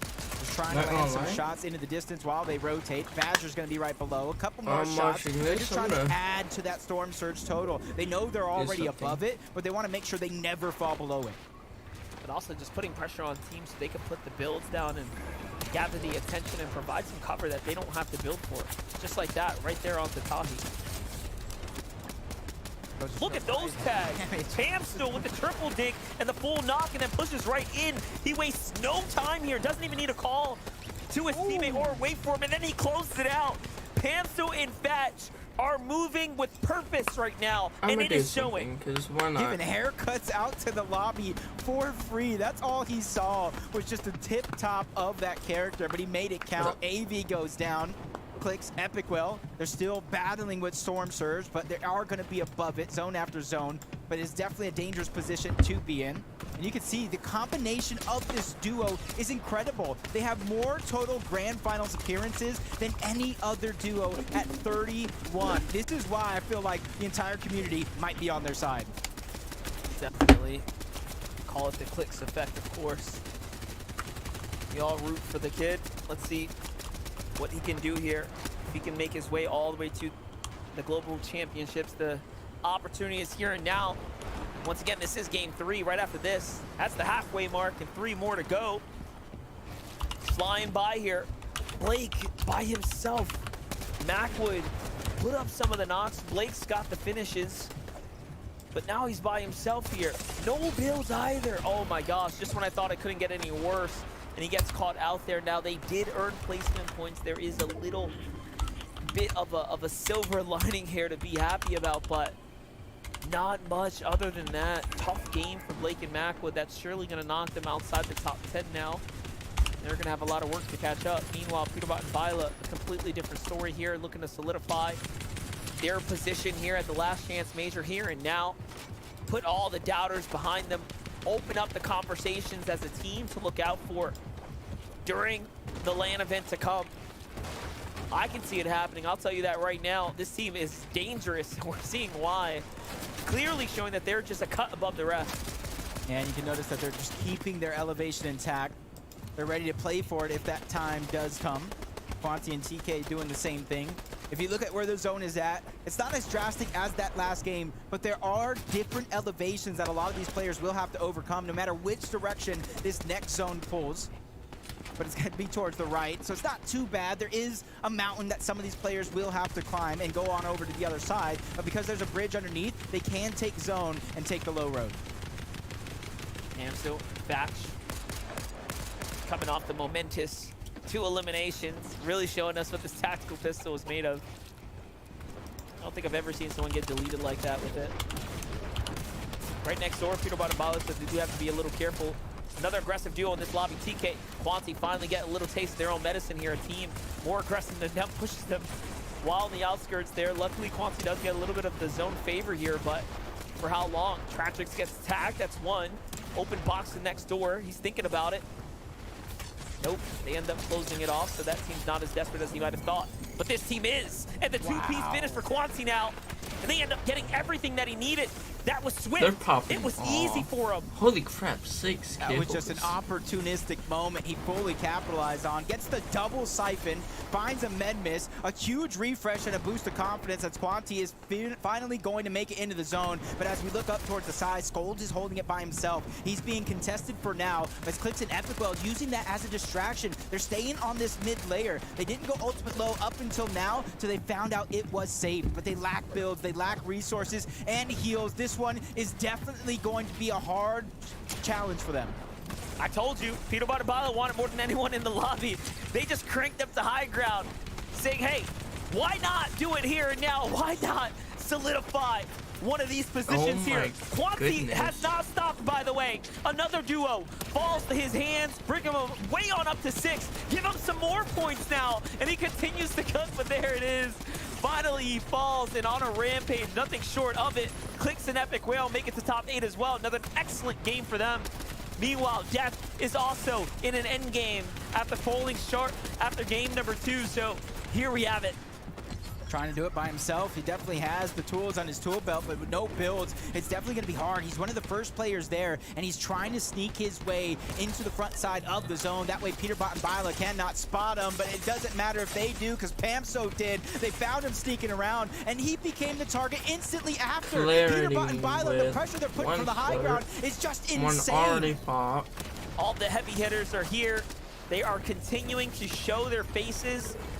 top 10 after top 10. This is shaping up to be an excellent last chance major. It's exactly what we hope for. Peterbot's on It's the teams fight that we want to see at the with- Global Championships, battling Holy it out crap, round after 9 round. chugs. But now it's up to Peterbot by himself. 4 builds, making a little less as he gets cracked down right there. Trashy's lit. Clarity's inside the zone. It's a 1v2 situation. He does 5 not builds. have the advantage right here. He's got the HP pool, but so does Clarity. He has over 100 heals. He can stagger himself in and out of the zone while he No tries man, to pick no his builds. fight. This is going to be important. I've seen him clutch 1v2s before, and this is his chance to do it again. A great shot onto Clarity. Aww. He takes a huge tag himself, but Clarity drops down to finish the job, taking the game and trying to boost themselves up the leaderboard, 31 as well man. as Peterbot, Holy. a second place finish with over 7 That would've been a eliminations. crazy 1v2 Chelsea and though. Clarity, they were up for the challenge, and they took down the Titan. And it was actually excellently executed there. You saw how Trashy finds Bila on the sneak attack play there, but Peterbot was so smart, by the way, building that platform almost as a pump fake, then playing the cone right next door of it. It was almost enough to finish off Trashy there, but Clarity was smart. He comes in, and the veteran that he is, closes the job up. Yeah, and we've seen and witnessed it game after game, Let's the look at domination leaderboard. of Peterbot and Bila trying to reunite and qualify for that global championship. Monster, we know they're in first, but what does the rest of the leaderboard look like? Vivid, Zeke, and SPG, let us know. Thank you guys so much. Here we are, the halfway point of the competition. Oh my Game 3 does not disappoint gosh. here out of the last chance major for NA. Clarity G, Trashy, 3 eliminations and the victory royale. But friends, I gotta wonder, was the job done from Peterbot, right? 11 Oh my eliminations over on goodness. Peterbot and They're Bila, 100 a points second above. place. The damage is dealt. Yeah, I would say already that they're all but qualified already to Globals. I mean, the performance over the course of these first 3 games has been way too much to handle. They have such a massive lead. But honestly, I just want to give a big shout out to, speaking about big point swings, Trashy and Clarity. They only had 8 points come into game number 3, and now on the back foot of that victory royale, I'm sure we'll see them close to the top of the 100 leaderboard points as well. difference. Yeah, they had a great game here, Holy and like crap. Monster and Jacob said, you love to see them close that out as a duo, understanding, okay, we're not letting anything spectacular happen on our They're watch. so We're going going to to close this keep game out like playing we so know they we can should, get but first. man, Viola and But Peterbot are playing out of honestly- their mind, and a lot of people say job's not done, throw that meme out there, but I think the job has been completed. Yeah, I mean, after this crazy game, again, 11 eliminations. Just think about that, right? They don't even need the victory royale at that point. They're like It second don't place. hurt, man. Yeah, dude, I'm happy. And this is all off the back of Peterbot having to be a solo. Bila, I'm assuming, dropped down because he ran out of builds there toward the end. And then, like you kind of pointed out, SPG, right? It's a 2v1.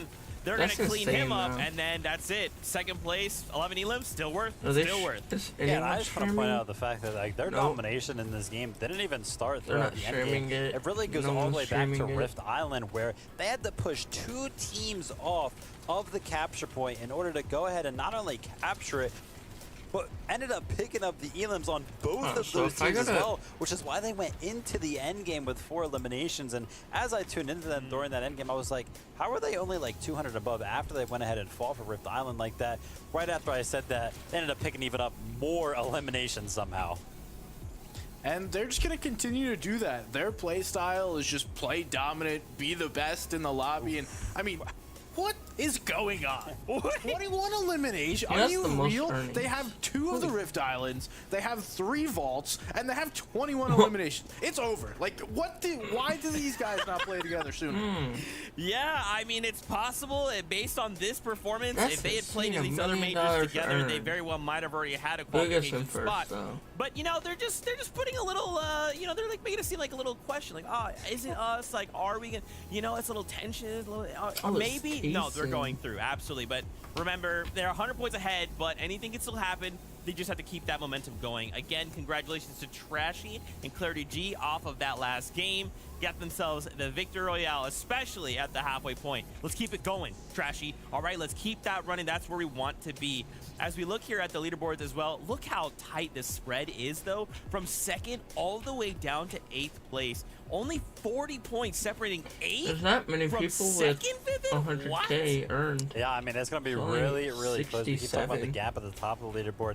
But still, remember, it's top 8. Doesn't matter if you're first or 8th. The prize is still all the same. And I'm happy to see Pamsto and Fatch kind of break up into that qualification spot once again, jumping up 15 placement points after that game, because they've made pretty much every single end game at this point, but finally they converted. 5th place, 6 eliminations that game. Let's go. Yeah, Pam was it fragging that last game. He played so well, and we saw Death play solo in an end game once again, so dude's balling right now. There's so much like amazing play coming out of the FNCS, but as we get ready for the halfway point, I want to take a step back and welcome to the broadcast one of our good friends. It's another Life with Panda. What's going on, my good friend? It's good to see you. How you doing? Hey, listen, we were good friends until earlier today. I won't get into it, but listen, look, boys, it has been a phenomenal weekend of games. I'm so excited to get into some topics here with you guys, but of course, like I said before, Zeke, SBG, you guys are eliminated to me. Yeah, this is what happens when SPG we don't accidentally forget to invite him to games. Anyway, Panda, what have you enjoyed out of the FNCS so far? Is there any like duo that's standing out to you that you'd love to see qualify for the Global Championships? Panda's my favorite. Well, of course, there's 2 teams I'm rooting for, and it's going to be Click's Epic Whale, Pamsu Fatch. These 2 teams, Actually, no, of course, Zeke I've and been watching Panda. them closely I throughout love the year. both of them, Of course, man. the formation of Click's and Epic Whale coming in Major 3 was huge, and I knew that they were a special team. I kind of expected them to make it out of Major 3, but seeing them dominate here in the Last Chance Major is a big one. Of course, today is all about the Global Championship. LCM qualifies you to that. You were at FNCS Invitational. I'm pretty sure you're going to be at Globals as well. Speak to kind of like what the vibe is like at these in-person events. Oh, I mean, there's nothing like it, right? That's why I'm going. No matter what, I'm there. Book the tickets. You got me, my wife there, ready to enjoy all the action, because there is truly nothing like it. Being there in person, experiencing the vibe, the energy, it's just electric.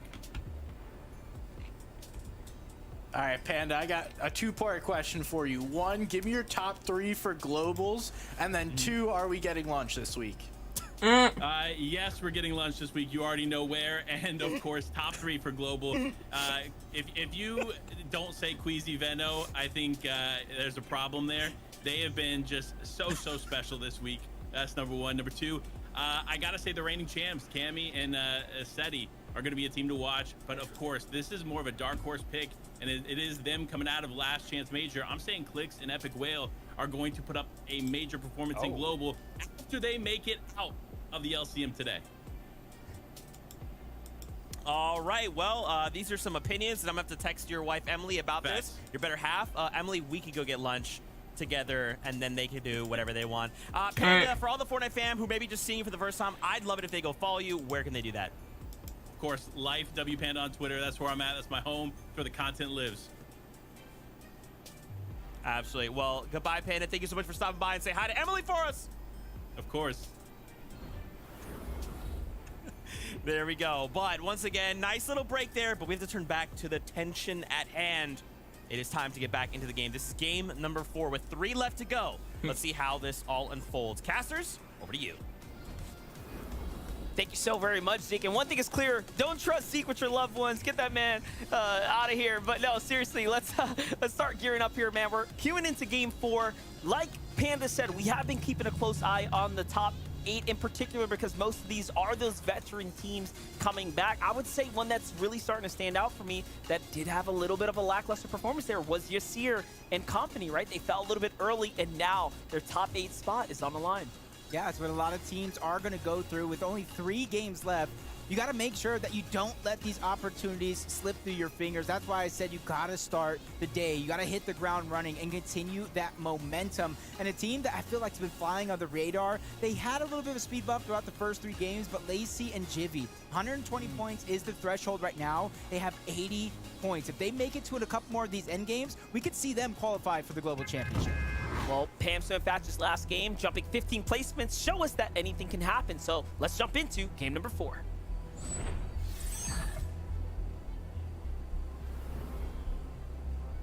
Fortnite, the world of wonders, to where they give chances. They've changed people's lives, and I don't think the day is going to be any different. 8 teams are going to get a chance at a life-changing opportunity, going to the global championship and playing for $4 million in prize money. What? And that's why you see a lot of these teams, some sticking to the plan, others switching up their drop spots, trying to gather those points late into the game. But something that's been the same through and through is Accept and Users versus Broken and Virgo. Already the fight's broken down. Users getting the best of one, but the 2v1 here with the man drops him down to 9 HP. Back-to-back shots, both players left almost in shambles. That's just a huge couple of shots coming out from Broken. It's really incredible shots as well. Not an easy thing to do by any means, and he's so that dead. saves Tyler just in time. Now Broken should have and could have dropped that medkit for his teammate, but you can see he's much more focused on finishing off Accept here, not giving him an opportunity to bounce back by any means. But Accept is looking to play the disengaged game here, and Tyler doesn't want to peek either, so he's going to find himself a little opportunity to open up the gap a bit. And Broken has to play the guessing game here. Where did the opponent go? Is he inside? Is he outside? I have not a clue. See, I'm not even looking for him. I'm wondering, like, Broken, throw him the med kit. Like, right over there. Get him the med kit. You have 200 HP and shields you can give up to your teammate. Finally, they're going to backtrack just a little bit. They want to capture that POI. Because one of the things about capturing the POI, not only does it give you loot, it gives you gold, but it also spots out any players that are in a certain vicinity. Oh my god. Yeah, definitely a very powerful utility tool to use here. Look at this. TK a little hurt here in the early game. It does seem like they've been possibly punished for their aggression early on and forced to get out. Not like the last game where they were quickly rewarded with about 4 eliminations in an early situation. This is kind of where we saw them more so in game 1 and 2, up towards the northern side. They're kind of going back to their trusty early game strats. A lot of teams, you're seeing them bounce around, they switch things up. Doesn't go their way, or it doesn't go as good as they would hope. They switch things back on over. That just goes to show the flexibility of some of these players and teams in this lobby. But from one uncontested drop to the next, you see Nobson and Tragics without having too much worries early on in this game. That's going to allow them to farm up, get the resources they need. And since they're high up with some elevation and they have the Rift, they're feeling comfortable to start this one off. Well, let's see it play out here. Once again, Fatch and Pam have jumped up a significant amount of points at plus 15. Jump up, really showing us that you can be around the top 25 and still get all the way into that conversation. It's not too late.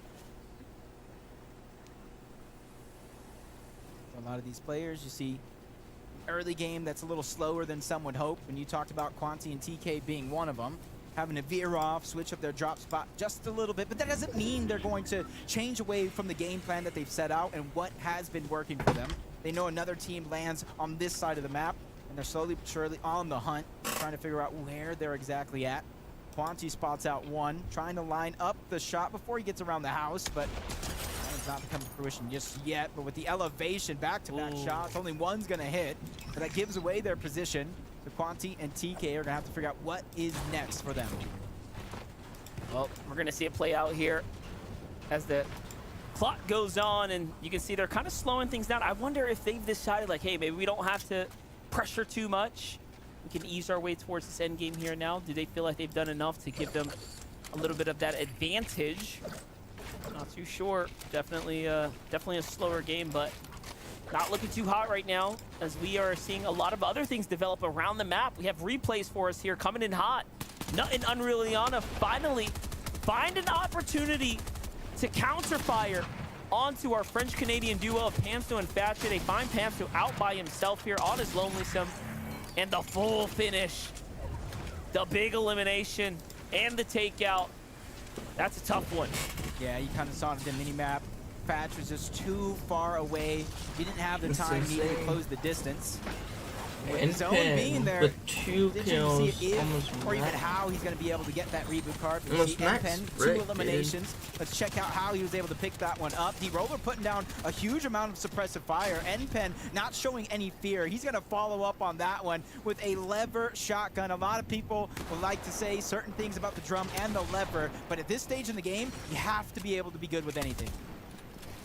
You have to be able to use every single weapon and things to your advantage here. We're seeing it happen here for Haji and crew. Just a pump. A quick follow up there. Nice and easy. Cruise their way on out. Just to the outside of the Shattered Slabs. Not too bad, not too bad, especially if the zone is pulling in this direction. That ups the probability of the vaults being on this side of the map versus all the way over towards the secluded spire. So 3 games so far, Peterbot and Bila was able to capture all of those vaults. As Redux and Day not too far from their original drop spot.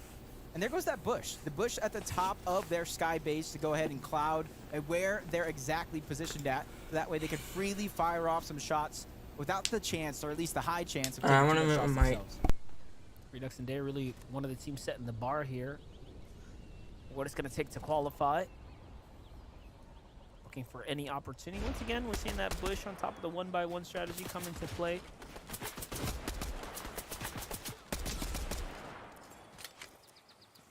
Shots coming off from distance. Hove and Mojo were that team with the surprise attack over in Mega City a few games ago.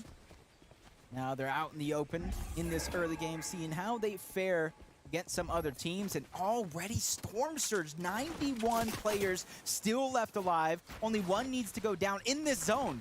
But once the next zone opens again, Storm Surge will be back up, will be haunting a lot of these players who weren't proactive in this early game. This is uncharacteristic, I would say, of Game 4 of a finals type lobby. More often than not, the numbers trend on and the lobby moves a little bit quickly.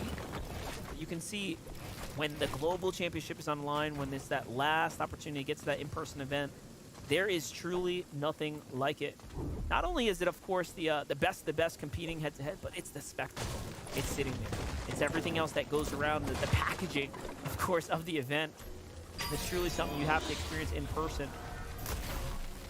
Yeah, I agree with that. Watching it online just doesn't do justice. When you see a lot of these plays happening, the crowd just pops off, gives energy to me, gives energy to the players, gives energy to the crowds to keep making noise. Falcon and You're Easy are trying to use some of that energy, channel it here in a fight against Klutz and BQtify. Klutz trying to disengage. Running a little bit far, taking some tags, trying to play a game of peekaboo. A lot of the damage being dealt on over. Falcon is weak himself. One well-placed shot will take him down, but the 2v1 on the Klutz, while BQtify was just so far away, and he continues to run to try to disengage away from this. That way, he has a chance later on in this same game to try to get that reboot card before the zone does a ton of damage. And it really is these young up-and-comers cannibalizing one another on the outskirts here, making it that much more difficult to earn big points here and find your footing. Meanwhile, in the Mega City, and Potek and Cardi, a very experienced duo, starting to come in now. Okay, have the advantage here. Potek on the flank. It's an excellent angle to start coming in from, but they decide to switch things up here. Get hip to hip. I like this even more now. They're just suffocating out Slick from down low. I almost kind of hear the communication. Cardi hit a good shot. Patek was trying to follow up on it, but you got to be careful. Chicken, Slick at the bottom. They're no strangers to fighting, especially in these fights with their backs up against the wall. Their bite is definitely much more fierce than their bark. But the pressure that Cardi and Pate are putting on right now is not really giving them too much room to work with. And you can see them even trying to trap them off deeper into the zone if they choose to try to backtrack and make that a possible route. And I feel like Potek, he didn't trust it at all. He did not trust it at all. He was putting all the builds behind him. You could just tell that they were second-guessing it at that point. But we have more battles unfolding across the map, picking up where we left off. Quanti and TK. We looked away for a moment to catch up on the rest of the lobby, and they've rolled right into Blake, into Macwood, and they finished them up. huge for a lot of these teams that are trying to make that run, because you got eliminated at this stage of the game. You're leaving yourself with only 2 games to work with. If you win the game with a decent amount of eliminations, that's a huge amount of points. 100 points are possible. Quanti and TK are trying to get their early game surge. Almost at this stage of the game, they had 4 eliminations last game. They're looking to mimic that here, but a lot of damage being put on TK, forcing them to disengage.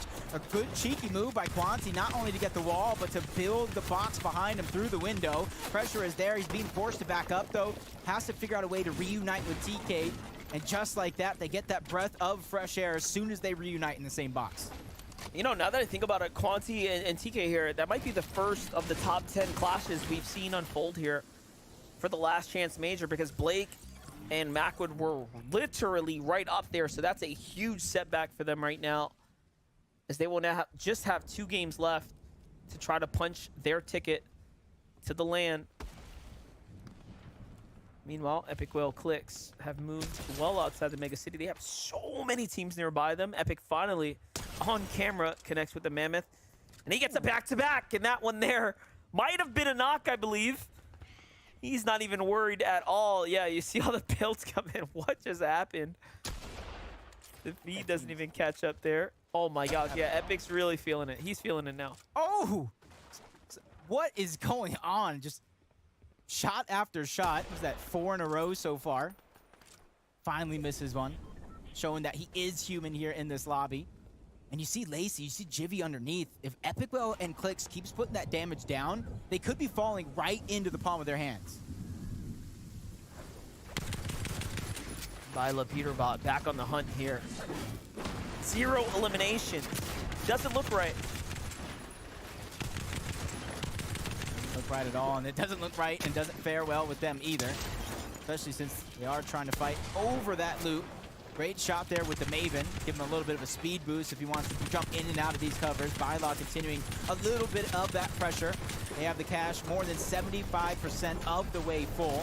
And this is definitely going to be a huge boost to their arsenal, because if you look at that mythic Flapjack, that leads me to believe they already got 3 more points thanks to that vault yet again. So on the day, they got 12 points from the vault. They got 30 points from that Rift Island. They're not just taking part in this competition, they are taking over. You see there, just as we're jumping over Rekko and BT, Mandy here, taking that zip line early is exactly what you want to avoid. This is why we see a lot of teams opt to try to rift their way on up here. You can get absolutely deleted for it. AV Silver, this is the 2nd time now he's trying to fight for the Rift Island here. Last time it did not end well, because we had teams come through and they were completely eliminated before they can earn the points. I like that cheeky start to this one, though. With Rekko, he didn't build, but he was trying to capture. If anybody in the distance isn't close enough, they might not necessarily see him. They might not necessarily see it's contested and being captured. They might not want to go for it just yet. Quanti and TK, a team that's not afraid of any of these fights that we've seen so far. But for them, they were a little late to this party, so they're not going to try to contest it just yet. They're just trying to refarm a lot of that brick that is around, give themselves a good amount of elevation. That way they can still hover over the rest of the lobby and try to put damage down when they can. Now, I am really interested now looking at Quanti's performance here today. What type of duos he's played with in the past. Obviously, he's a very, very tenured Fortnite competitive player. He's, you know, been competing for, I don't know, close to 4 or 5 years now. A long, long time. But I know for a fact of the type of player TK is. So watching them play together has been very interesting. Yeah, watching Death and Tahi play as well. They had a slip up in game 2, but they definitely have made up for it. So I'm going to throw it on over to Kelly to let us know what they have up their sleeve.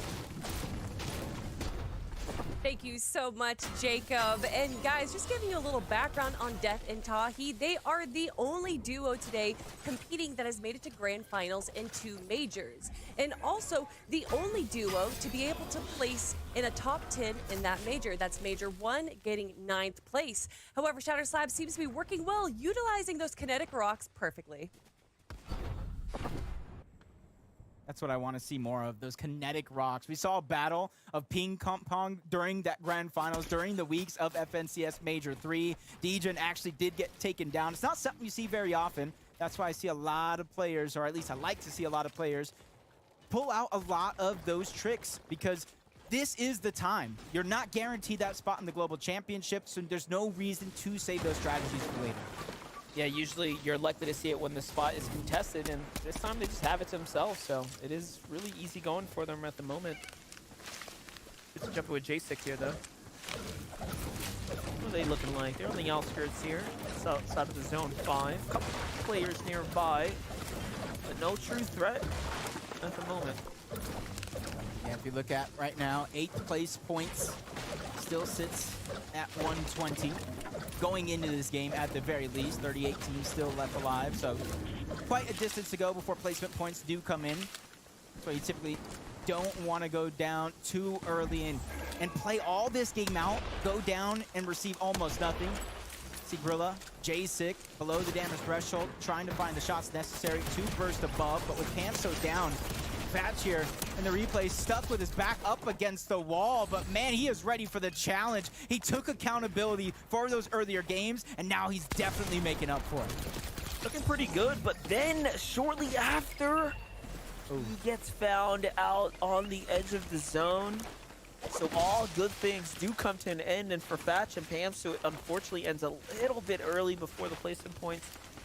Now again, they do earn some elimination points there, which are arguably more important in this setting, but man, that's going to set them back. Yeah, right now, you talked about 120 being the threshold. Going into this game, they were in 7th, 124 points. So at least, even though they go down early before placements, they're keeping themselves in the competition to kind of round out the day. But Grilla and Jacek, even though they were getting some damage to Surge, they were above it moments ago, but now they're below yet again. And that's the thing. If you're just doing barely enough when it comes to Storm Surge, it's always going to be in the back of your mind in these finals lobbies. Well, now that I think about it, that's also the second team inside the top 8 or 10 that has fallen already. So, I mean, their position, could, in theory, be held up pretty nicely depending on how other teams fall. This is really the point of the time where, you know, everyone's about due for a bad game. You know, no one tends to play perfect Fortnite, right, all the time. So, it's done pretty well this far. I would imagine Skulls Dash hearing those shields being cracked by the Storm Surge. Basic, it's like a mental game. You're barely below, so how daring do you get? He drops all the way down, trying to find that damage. Grilla is being backed up. He's trying to use his teammate's knocked body to try to get some damage to peek through, but you can see the floor was placed by both Dash and Skull. It's a great defensive maneuver because they saw that one coming from a mile away. Yeah, he was just holding the edit, waiting for it to happen, and that man just fell right into the spider's web. There's no escaping at that point. Grilla comes back around, obviously desperate here. The Surge is already active. Dash and crew on the rush. They let it happen. Now they collect the spoils of war here.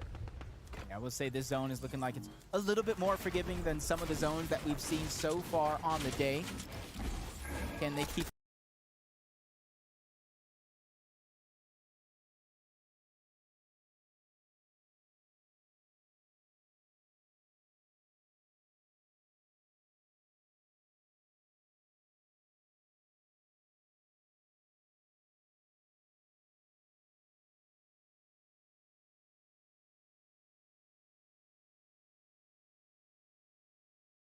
the fight's breaking out just above them. TK and Quanti already have shown that they're all about picking up the eliminations here.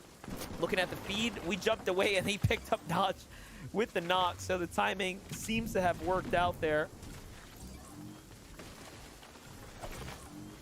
a lot of these players in this zone, see, running past the jungle biome that they're in, some of them grabbing mud, some of them using the slurp plants to get their shields and HP back up. A lot to refarm in lieu of wood and brick as well, not a ton of metal. And that's why you're seeing a lot of these players, they're expending the wood, they're expending the metal, knowing that the possibility to refarm is there. For Larson and Aviv, they're well above that damage threshold, so they're simply trying to focus on their rotation. Look at this, though. Aviv gets jumped on, and Larson comes quickly to the rescue there from down low. He did recognize the danger pretty quickly and early on. This slows him down before they actually get to the safe zone, so not exactly a part of the plan. I wonder if they're just going to wait now for a little bit or just go. They're going to follow the zone. I like this. Yeah, I feel like right now, you see the zone, half of it was full before it began to open. They're using this rotation. They're waiting for the zone to finish open up before they grab a slow side of it. See Quanti picking up that elimination on the Notch. Not just leaving the body there, but taking it back. They realize how important these resources are going to be in this endgame.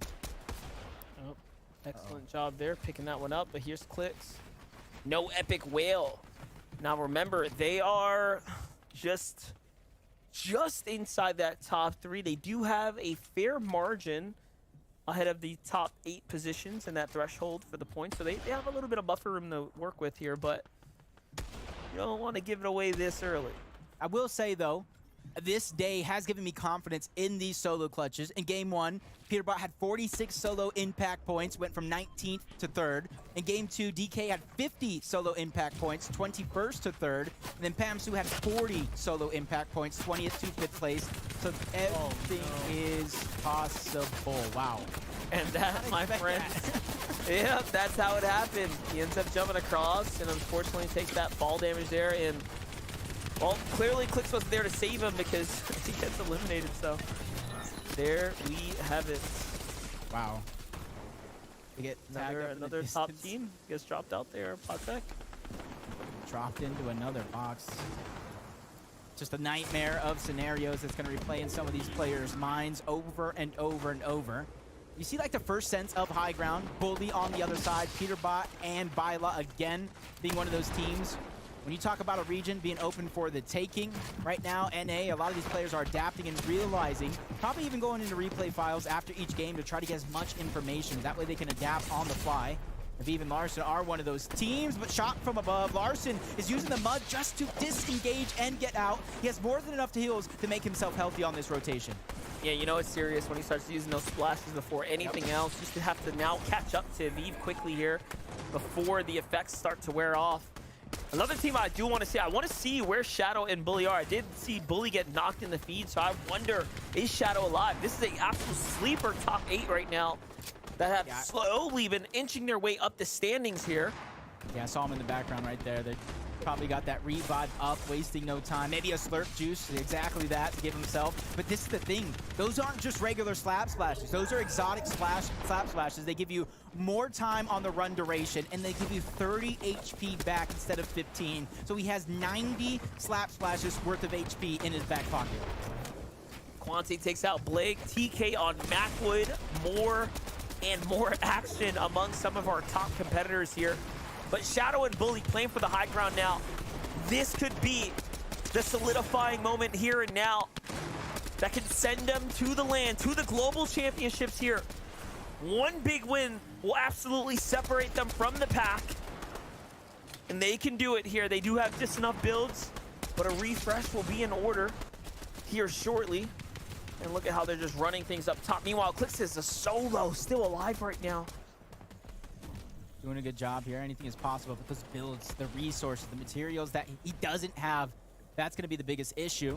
He can barely build 2 boxes with the mats that he has on him, so he definitely is going to have to look for some sort of siphon and refresh here in the next couple of seconds. Otherwise, it's going to get immensely harder for him to try to continue on. Larson and Aviv now take high ground away. It's like a game of musical chairs. When the music stops, whoever's on top is going to take it. He's agented as well. There's a lot of players here now playing it all out as solos. No time to waste here. PC agent trying to swing his way around. Working this semi-high ground layer right now. I do like it, but he does have to be careful. You have Bully and Shadow just next door. AV also lurking on the low ground there. Meanwhile, Aviv and Larson are slowly chopping their way down the lobby here. Anyone who's on second height will be the next to focus. And there, they catch Bully trying to play a late zone play there. And Aviv calls out to Larson, hey, careful now. And he comes on up. Meanwhile, Shadow and Bully end up dropping all the way down. They're deep inside the storm here. Yep. Those exotic splashes really coming into play. Yeah, a pre-slurp even being popped. Not gonna waste time. Oh no, oh no! Gets tagged up and taken down overall, but Bully's still by himself. He has 45 worth of heals on him. He could stagger himself, but not too long. No build, so he's waiting for the right move, waiting to peek through. Shadow finally gets taken down. Zone eventually is going to pull him in. TK falls. Quanti trying to make up for it. A huge elimination on the Walkers, trying to burn and turn and take out Vert as well. Just a sliver of HP. He takes a huge shot. He goes down without the siphon coming in. Quanti's crazy with it. You watched it all go down. Bully also showing us why he deserves to be here. Finding Tabney in the zone there to buy himself a little bit more time isn't enough for him to get some new Storm. It is going to be just enough with 5 HP there. You couldn't time it better. And now he's at 3 eliminations and a top 10 here. Alright, I'm back. Sorry, He's I already was trying to messing sneak with away, get some the tickets victory. on there, dude. A nice shot I on the Larson. haven't even really been Getting focusing on tagged the up from game. all directions. He's trying to go Dude, ahead top and calm 13. things down for himself. Bully's Don't need still to let alive. him They can focus. possibly The win builds are this. running out. The last If one they is can gonna get be a used. nope, His they're top dead. I is was gonna gonna be say open, get a and he gets refresh. taken down. Death is Incredible dead run too. It's as a solo for multiple players in this lobby, but they're all falling. It's now a world full of duos with Larson being one killing of the few spree right solos now. left. Larson is Kinda still works out that alive, Viola's no still here mats. to He's pick gonna up try to points right get now. in. You want those He points. gets that funneled kill. well He past has you, med and miss. What a better He has placement 2 from med Larson miss. now. He's going to find Jeff Never there. mind. Excellent job for They him. got Can he get kills. the backup? Crisp But is no. on the low Young Monk ground. falls We there. got In the end, it's Byla who continues to be the disruptor there. You got And Byla Peter and Bot I in this believe game Elite. right now. We're Yeah, looking at a Peter 2v2 Bot. situation There here. he Chris is. is alive here, but barely holding on Peter inside Bot the and storm. Byla. Meanwhile, Peter Bot and Byla just It running seems like the town Peter up Bot top. and Byla Just comes around here, tries to take on the tube. So are does the going rest. to win it. Just like that, it's all up to Peter Bot now. Byla jumps down to finish up things, and he Let's falls there. go, bro. But the job is done. Wait, Is that back to back? That's Is that back-to-back, by isn't it? Peterbot and Byla, or maybe just top finishes overall. It doesn't Wait, matter was that- because they that was are just back-to-back, right? dominating this playing field. They already have their global championship spot secured definitely after this game, and they are just destroying anybody's hopes along the way. Yep, last game they picked up a second place. This Oh, game they picked up come second? right on back. They Oh, used sure first place fell. finish. Here's that drop down. I thought Byla was finished because the landmass that was right next to it, but he ends up Bro, finding just the a bit of point water that he needed to stay difference. alive, and Oh, the zone does the no, rest. In the end, bro. Peterbot and Byla find themselves a secured victory and an absolute, and I mean absolute, ride to the global championships. Yeah, they Oh just my need to be able to gosh, they're channel going to this into that global globals, and championship I a can't few go. months away. We already know this is a battle for second I don't get a place with these passport. qualification Oh, yeah. spots If we up had for a grabs. passport, we But let's probably figure would've out won, but where that leaderboard hopefully is we get and our who's on top. passport soon. Thank gotta you work guys on so that. much. As they mentioned, from a second place That is to now insane. the victory royale, Peterbot and Byla. I would love At this to, yeah. point, it's a victory lap, right? They went into that game 100 points ahead of everyone else. And now another victory royale paired up with a bunch of eliminations. They are looking set.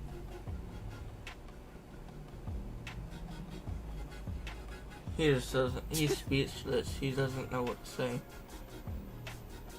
He's absolutely speechless. I would be the Peterbot same and way. Byla just have taken over. They're at I mean, 360 it's pretty points. much all over. Second has These like guys have been one of, 230. if not the best team that we've seen in this Like, last chance what? qualifier across What are the all regions, chances and just been absolutely of dominant. getting You it really get 4 to see games? just how In good 4 of a games, duo they are. already And quad. again, I asked it And they're last probably gonna keep in between games. 230. Why Bro, did that's they not much. play together before right now? I Did don't it get it. update Maybe, fully? you know, there's some It did? politics involved, but I want to see these guys play still got more, people and down luckily here we will that get to see it because don't there's even have no a single chance that point. they don't qualify at this point.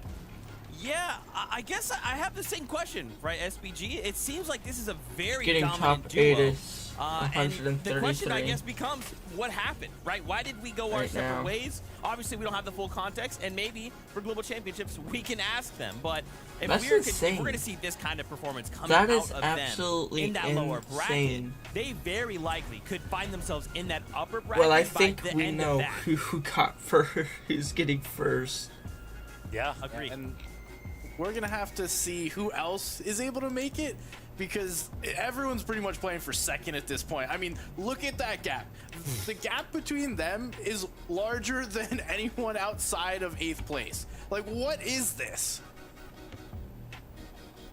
Yeah, I mean, listen, you know, I like how Z kind of went ahead and phrased this, right? A victory lap, because it was seemingly like that game alone was a victory lap, but these last 3 games on the day are going to be the victory lap. I mean, we already called it after game number 3 that they were pretty much all but qualified, and now the gap is just ever increasing. I mean, the storyline is just so good for this duo, right? Ex-FNCS champions coming back together after some internal turmoil amongst each other. Like, listen, they put the differences aside for LCM. They were like, listen, if we're going to go ahead and make this event, we might as well do it together.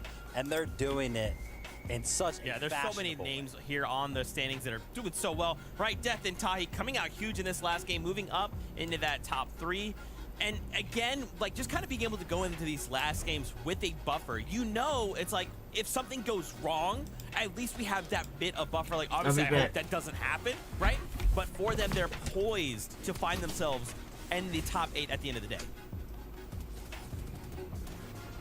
Yeah, listen, I'm really looking forward to see this duo finish out the day strong. Already 200 points, looking very, very solid. And the highlight has pretty much just been the eliminations throughout the day. 5 that game, picking up a 7th place, finding the end games consistently. It's really looking good for them. It hasn't really been a struggle either. We would be talking about them way more if Peterbot and Bilo weren't doing what they were doing. And another team that has really impressed me was Bully and Shadow. To see them on the high ground once again, and then you see them lose that high ground. A lot of teams, once you lose that position, wind up just crumbling, falling right there.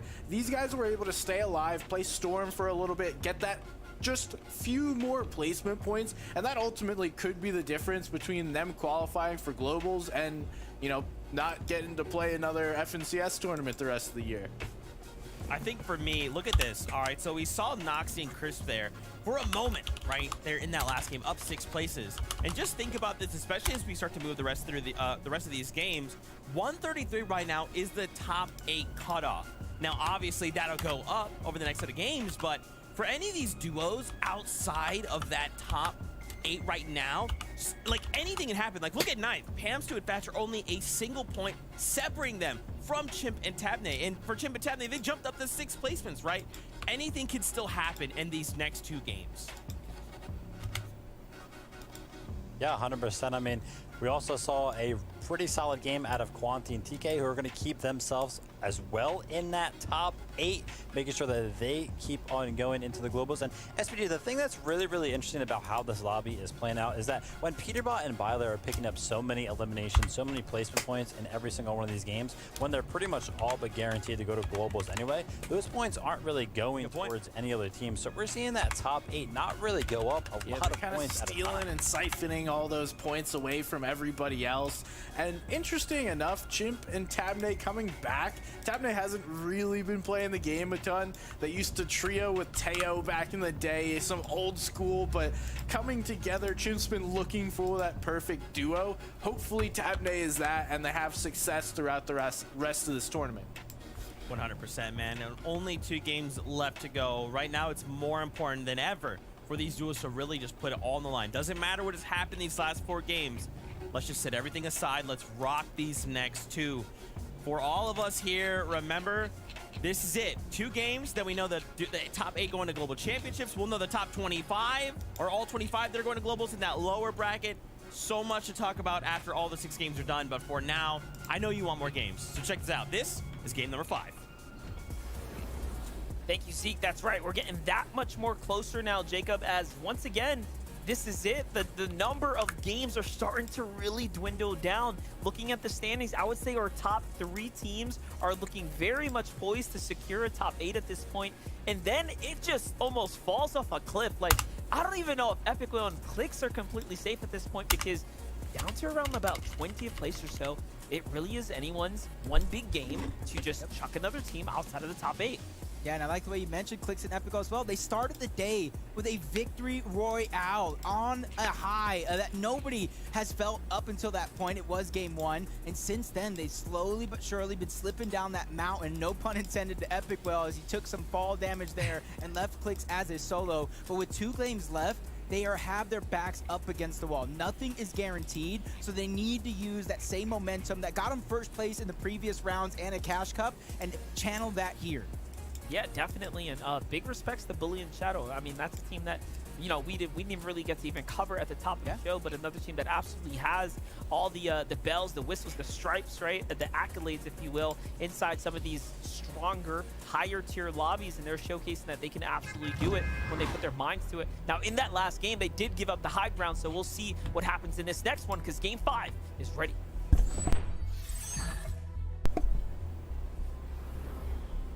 With game 5 being ready, these last chances, just like this major, are going to be done and over with before you know it. You have to leave everything on the island because you don't want to end the day with any regrets. You don't want to be looking back and say, I should have done this, I could have done that, shoulda, woulda, coulda, but didn't. Now is the time to make it all possible. It's a team that is doing pretty well, all things be it contended here, are Broken and Tyler, but for this time, Ooh, Broken actually comes to the save for Tyler there, but the opponents are just nearby. The Siphon comes in just in time for him to buy himself an opportunity to sneak out. I'm gonna say, I don't know how I feel about this.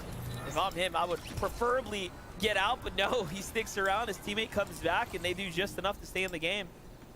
Those eliminations tend to add up, Jacob. I was feeling confident, even with Xep going down. Back-to-back mammoth shots, leaving just a sliver of HP.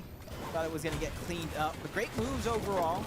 Attacking from 2 different angles, realizing the numbers, the bait and switch, sacrificing the knock just to let his teammate kind of clean that one up. All around the map for like action. Going to get ramped up a little bit more from teams that were once splitting drops, realizing, hey, we not only can't split this drop anymore, but we need those points to pick up the pace and catch up to those teams that are towards the top of the leaderboard. That was just what I was talking about there. This is our 5th place team, but right after 3rd, it drops 20 points, and then 30 points, and starts the landslide. All right. On down. We'll jump around here. We'll give you guys the early look. All the big fights that we've seen continue to unfold all around the map. Here's one that we haven't seen this early just yet. It's AV and Slam here. Let's see how this all unfolded, because also does have an elimination right now. We have that Mammoth in hand right afterwards. Also, it's tragic he finds, and he just melts him. If you look up Brave in the dictionary, what Elsa just did is a prime example of that. Only a Flapjack just dives right in, finishes off that elimination. It's going to give him a chance to get AV back up to tip-top shape himself as well. They have the confidence of Surge. Everything beginning to roll well for them. Fontaine. Wait a second.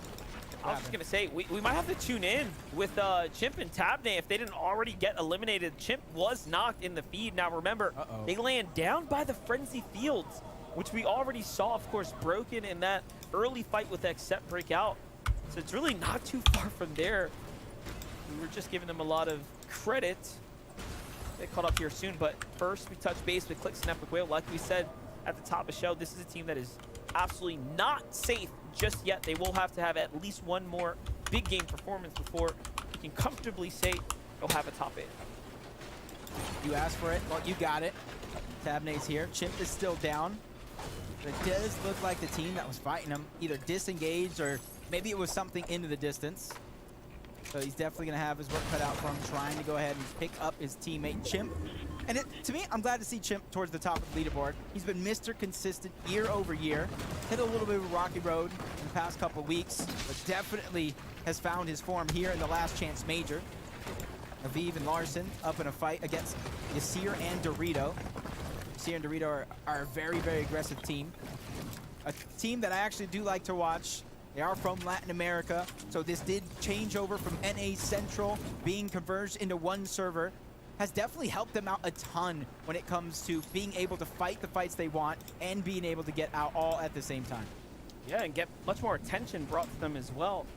And just to kind of touch on Tabney here, who has to really pull a play out. We talked about it. Tabney's been pretty much away from Fortnite in the competitive season for the last little bit, so Clixie and Jelly really have a chance right now to play upset.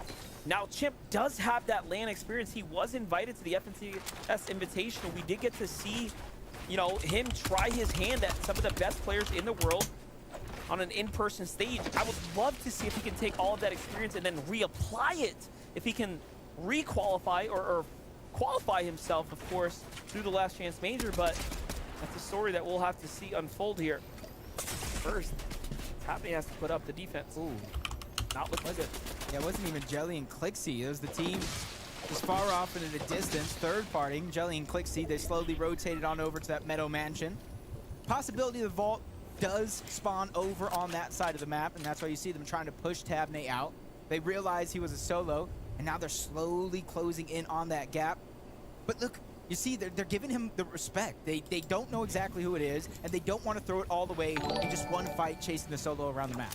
Yo, I think more importantly, they just recognize that there's that other team in the distance. If we take this fight, it could get messy.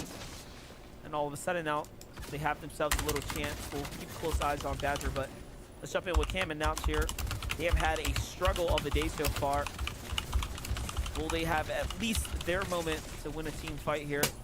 remains to be said, but no, not this time, not this game. Haji and Flex come in, find themselves a pair of eliminations. They're not safe either just yet. I'm looking at the map, and there's other teams eyeing up the situation here. It's Day and Redux there.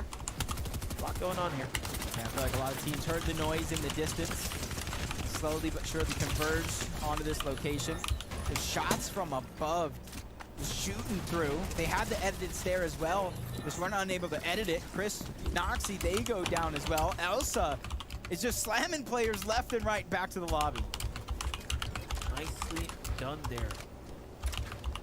All right, that brings them on up to 3 eliminations and officially puts them inside the conversation as a team that can contend for top 8. I almost feel like anybody around 32nd place and upward with a couple of big games could squeak into that top 8, steal away one of those spots from somebody currently positioned there. AB and Elsa could be one of them, especially with how they have started off this game. Whole different fire than what we've seen so far. It's given them almost a huge boost of confidence, a lot of flexibility in this lobby. Think about it, a lot of these teams are just a Rift Island away from closing the gap. Rift Island and a little end game placement, all of a sudden you are very much there. Let me ask you a question though. With Peterbot and Byla and their success Yo, and what's their up, bro? consistency over Rift Island, is that something you would formulate in your game plan still, or do you think it's a little too risky? I think it's still worth it. I think Peterbot and Byla have already exercised that they're going to continue to play reckless every single time, and it might work against them, right? They're only due to get taken out, but take a look at how Bully gets finished off there.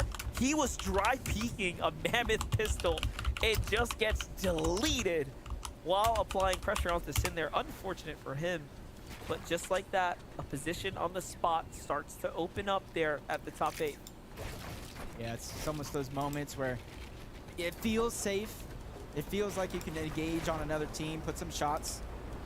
But this lobby is always being proactive. There are players that are always looking out, especially in the directions in which they hear fights going on. Because for them, that's easy search. That's easy way to go ahead and give themselves a much more comfortable game. But you see the leaderboard already second place and I don't know fifth if place Unit is which opens down up that or window what. of opportunity if somebody just Or not squeak Unit, their way on up. Dino. The cool part about Whatever that it's is that called. this is game 5. So If the bot's game down or 6 what, is going to be incredibly but close now. you need for to bubble make a teams that will have to appeal, put on the because performance your of their duo can't careers. They want to do it make for it to you. the most competitive event to date, the Global Championship.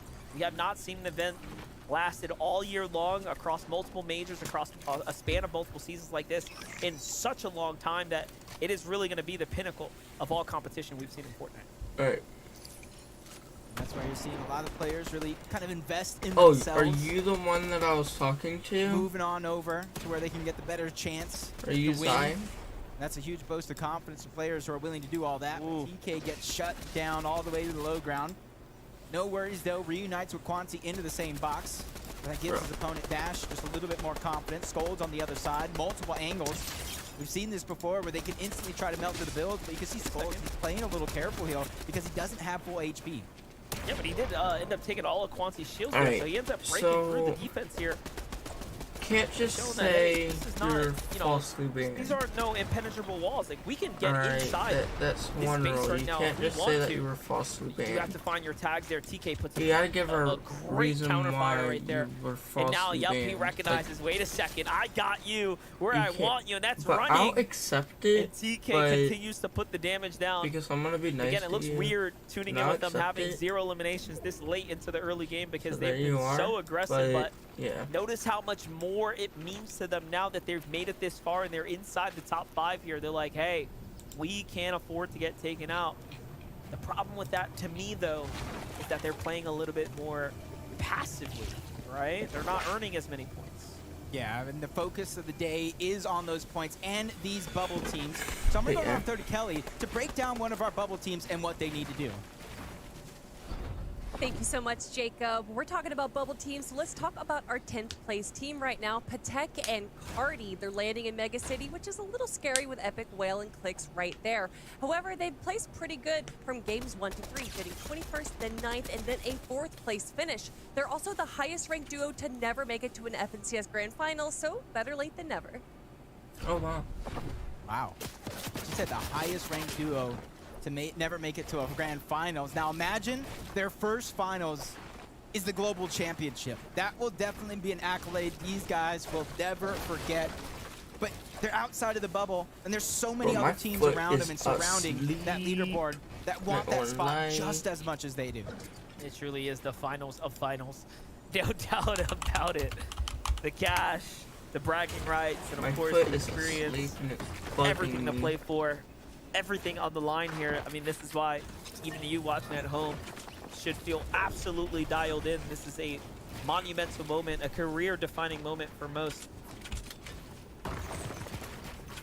See, Pump, they were able to get one elimination.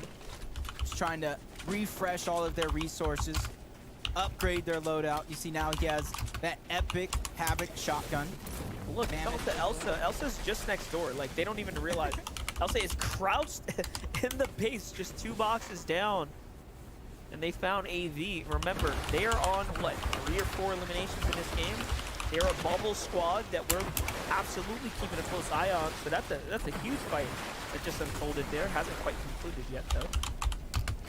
I want to tell you that a little secret between me and you. Hopefully nobody else is listening.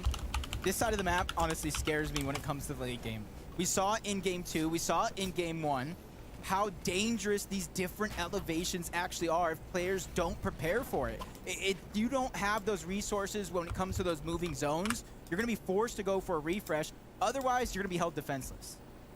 Jacob, I hate to break it to you, but you couldn't What? time a secret telling moment worse than that. We have way too many people listening in at home right now, but I think it's okay. I think we all feel very much happy with the insight you've shared because it's true. It's a very interesting place to play off. Wait, I think I've seen this episode before. I think I've seen this before. Peterbot and Byla, even though they already have their spot secured, they're making sure they can set a record. I feel like maybe at that point, you've done everything. You got your spot. You got first place. Now, why not set a record for either eliminations, points, everything? You asked about this. No, Is it it's worth not. coming Darn it. to the Rift Island Alright, at I'm this gonna have point to where you do- know Peterbot and Byla are going to be?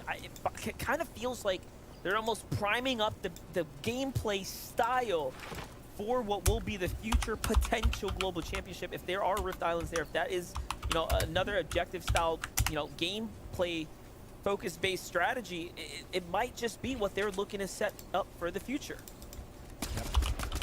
See here in Dorito trying to make a rotation into the zone. He's tagging up that team in front of him. It's almost a blessing in disperse. You get your Storm Surge, but now you let them know that you're there, and since they're going to beat you to the zone, they have the option to try to gatekeep you out. But some of these teams, low on Surge, forced to kind of interact with one another because they don't want to wait until it pops. They don't want to wait until their back is firmly up against the wall before they start getting the damage that they need. Just gearing up here, though, preparing for what's to come. When we think about these zones, Mega City once again in play here, coming towards the mid game. Does seem like things are starting to line up for Clix and Epic Will. Yeah, it definitely is. It's almost like shades of their earlier games when they were performing at their high standard, their high level, their full potential overall. But I feel like this zone, you can see some of it is towards the right side of the map, outside of the water. So it has potential to kind of center up here, even move towards the western side. And that's where you see a lot of teams kind of positioning themselves in towards Mega City just in case that is going to be a possibility. One of those teams, Bacon and Jeff. You can see all their extra heals. What they did is they looted all around Mega City. They threw all of their heals to the top of that building. That way they have the freedom to trade shots, gather their Storm Surge, and not worry about their resources and how they're going to heal up. Now that I think about it, it's kind of interesting watching a team be supported and helped by another team that is very much going to be at the same competition you're trying to help them get to. It's almost like inviting competition at that point. I wouldn't want to invite any competition. I'd keep all my secrets to myself. But I don't have to worry about that, neither does anybody else. I'm just a caster. We're lucky. I might be good enough to play in these regular lobbies, but I don't know how I would fare in a lobby like this. Especially going up against the likes of Trashy and Clarity. They've already got a victory underneath their belt once today, but they need to find that consistency. We talked about it already. It's not all about that one pop-off game. You need to consistently perform very late into these lobbies, or you need to pick up a high number of eliminations, which honestly isn't not a viable strategy. See, they're just trying to break through the defenses here, find any tags possible. This is when the game does tend to get difficult. Everyone in the lobby needs to start getting active, and they're one of the few teams that are very desperately slipping below that threshold right now. Barely holding on. But for how much longer? I would like to see them do a little bit more, get a little more active. There's just a couple seconds before the zone fully closes here now. Things get really dangerous. Storm Surge will activate. I feel like they have the heals on him to out-heal the zone. Not too many players need to go down, but the slurp juices are so valuable because of the HP and the shield you get over a duration of time. As Clarity gets peeked on, right back, BQtifying Flux. They've been getting late into this game. They've been adapting on the fly as well. But the Storm Surge is now doing damage. Clarity pops the first of the slurp juices. He's still looking out for who he could tag, but you see him where he's positioned. He's like positioned in the bowl around Mega City and the surrounding environment. So it's going to be hard for him where he's at now to get any shots at any players unless they make a mistake. It's also interesting. I was looking around like, where is Trashy? He is absolutely not near Clarity, and the fact that they haven't found anything on two completely different areas. Look, they have such a wide coverage here and still nothing yet for neither of the two.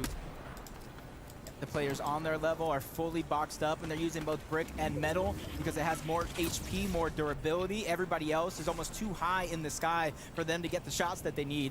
But Trashy, Clarity, they have to be persistent here. They cannot give up. They're only 10 below that damage threshold. That's like a sneeze. You just sneeze on your opponent and you'll find some safety. Well, here it is. They know for an absolute fact there's a duo there, and there it is. They finally find the tags that they were looking for, but at this point, do you just go and play for the eliminations as well? Because they're going to need much more in order to bounce back into this game. Those tags there will buy them a couple of moments, but for who knows how much longer. I like that. That is what they need to do. Bro. Build themselves a cushion. There's Because no just way like they're this, in the blink of an eye, the 27 tables can turn. You fall right below the damage threshold once Laser more. the one dude. How See Clarity are and they Trash below? playing that game of separation, trying to cover more ground, get some shots on players, but enough is enough. They have no choice but to fight. Trashy getting that piece control. First shot's gonna go in. Clarity gets dropped.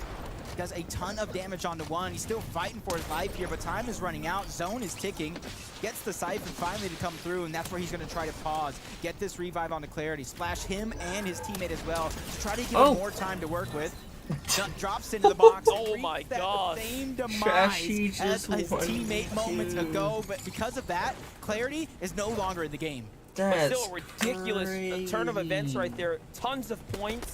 Not only that, Trashy, inching his way bro. towards big Going placement now off. because we're Holy officially moly. towards this end game here. So he just has to out-survive a couple more teams and he'll be just fine. This will turn into a pretty decent game, but it's going to be a tough ask for anyone as he is the lone survivor here.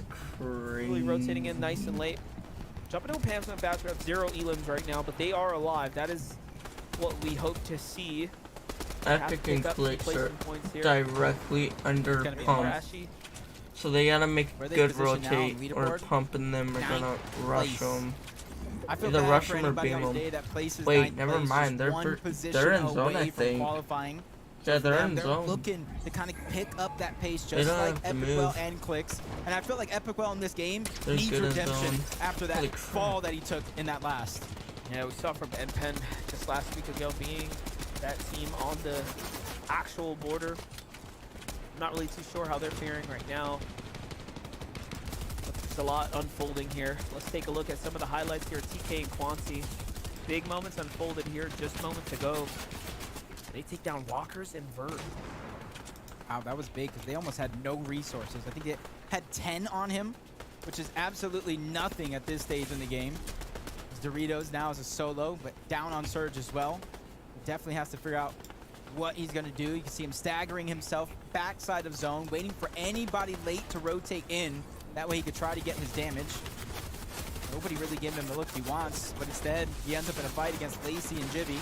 On the other side, big bush bomb going down. Tries to go up a layer to separate himself, but the pressure is still there from all angles now, and that's Clicks out of nowhere to steal that one away. And that's important for Clicks and Epicwell because they've been struggling to surge most of the game, and now you see them 500 above. That's the old guard taking down the new guard right there. Clicks and Epic Will continues to trend up, taking down, knocking down, I should say, their competition. In the meanwhile, if there's anyone you want to take out, it's the guys right above you, so that's perfect for them. See everybody here. Zone moving over that mountaintop, in between a little crevice. So it's definitely not worst case scenario on this rotate, but it's definitely going to be grueling for some, especially those that don't have resources. Luckily for Trashy, even though he is a solo, he has more than enough materials to not only protect himself, defend like you see, but continue to try to box up.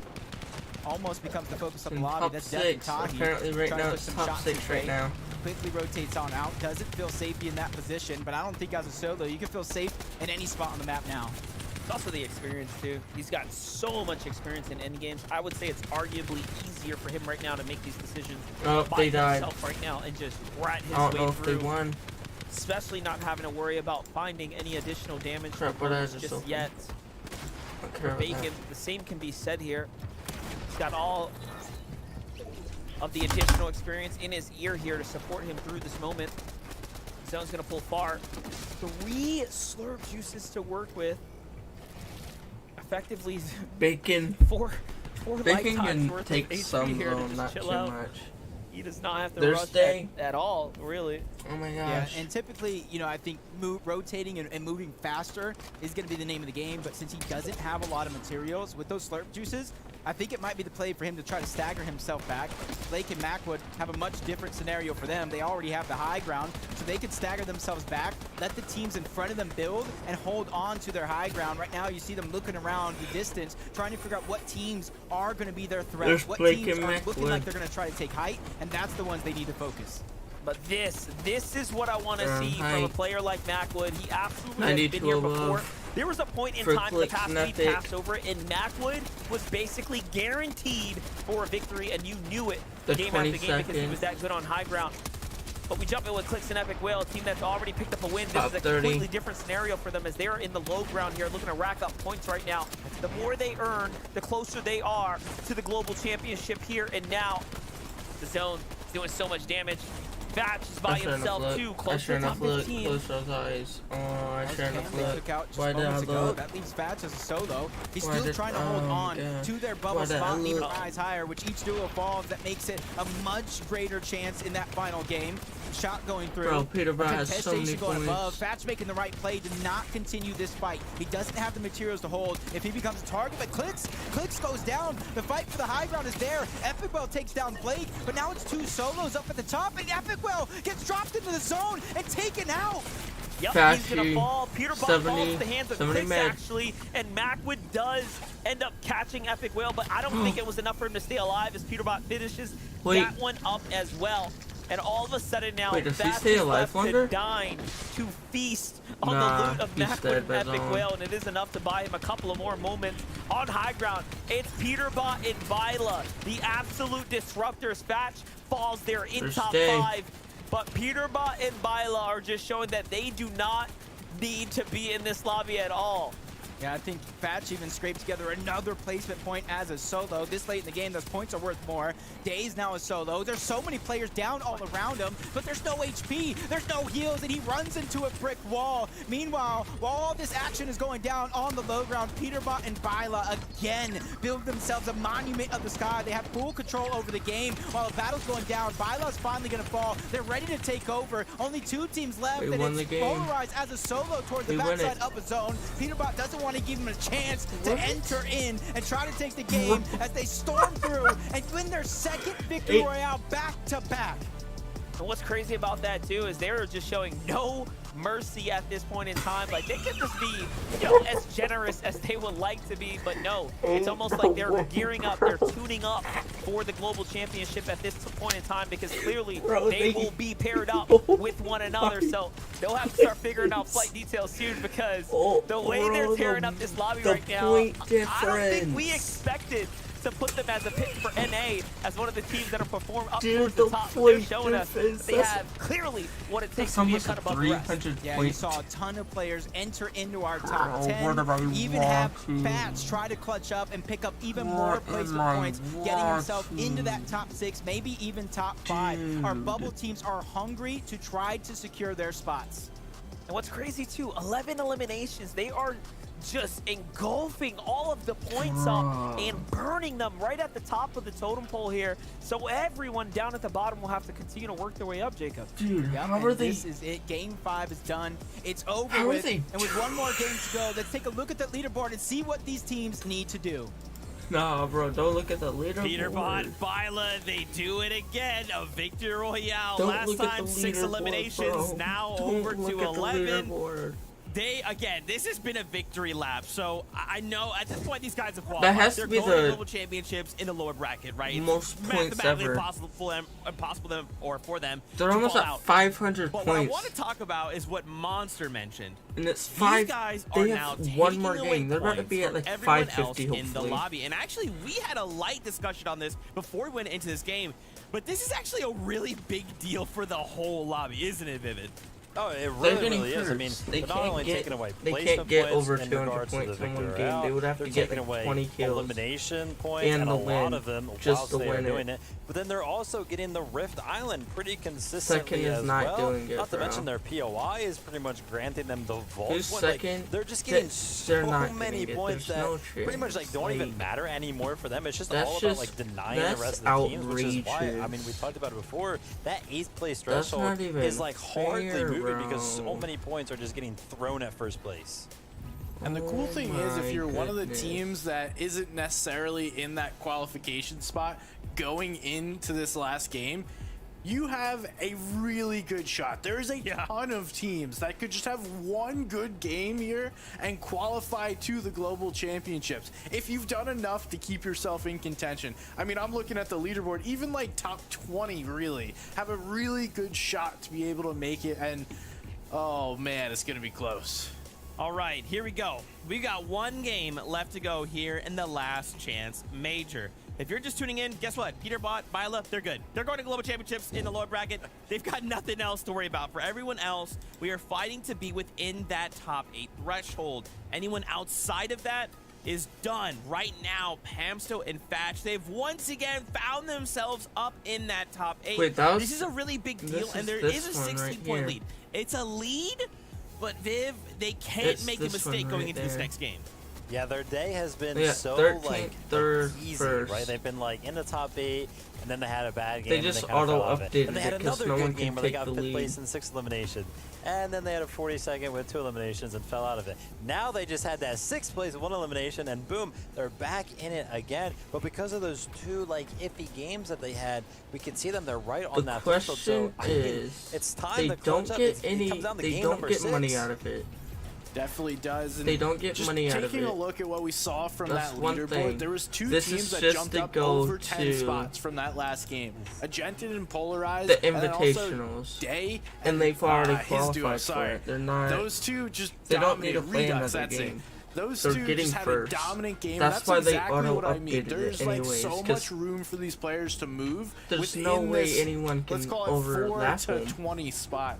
They One need game, 260 110 points next game, which not is victory impossible. royale, but a top 3, top 5 could be enough to qualify. We're gonna have to see where everyone falls in this next Because game. right now they need. Absolutely. We'll take a look at that top 20 in a 16 second, points but I right want to there. like harp 16. on a couple of these duels that you mentioned. They Actually, need Agents and 16 Polarized, points. right? They Up to need 16. 14th placements. Again, With we're just trying to reinforce Redux. whoever goes into this last game because of Peter Broken, Bottom I don't because know. they're That's gonna be a siphoning tough one so for many Broken. points. The threshold is a lot lower than what we would anticipate. see. So it really could come down to a single good game. And a duo that's not Let's in that go. top 8, they could find Top themselves prize. We inside finally the found top 8 one. after that game. Yeah, absolutely crazy stuff. One thing that I think is going to be important to mention here is that each elimination being worth 4 points. Like, So let's not forget, you know, a honestly, victory they royale and like 10 can't do eliminations. You're much. looking at Is 100 it even plus worth points just off watching of the that. last Definitely match? possible. We've I mean, already like, know, listen, we've we seen know this who's sort of gonna like a win. southern pool of type of a zone, and again, we keep seeing the same consistent I'll teams be kind back. of do well with this kind of zone. So I'm going to be interested to see, you know, game number 6, where the zone kind of pulls and decides to go. I think it'll play a big part in who actually ends up doing well. That's right. And not only that, but this is a legacy-defining game.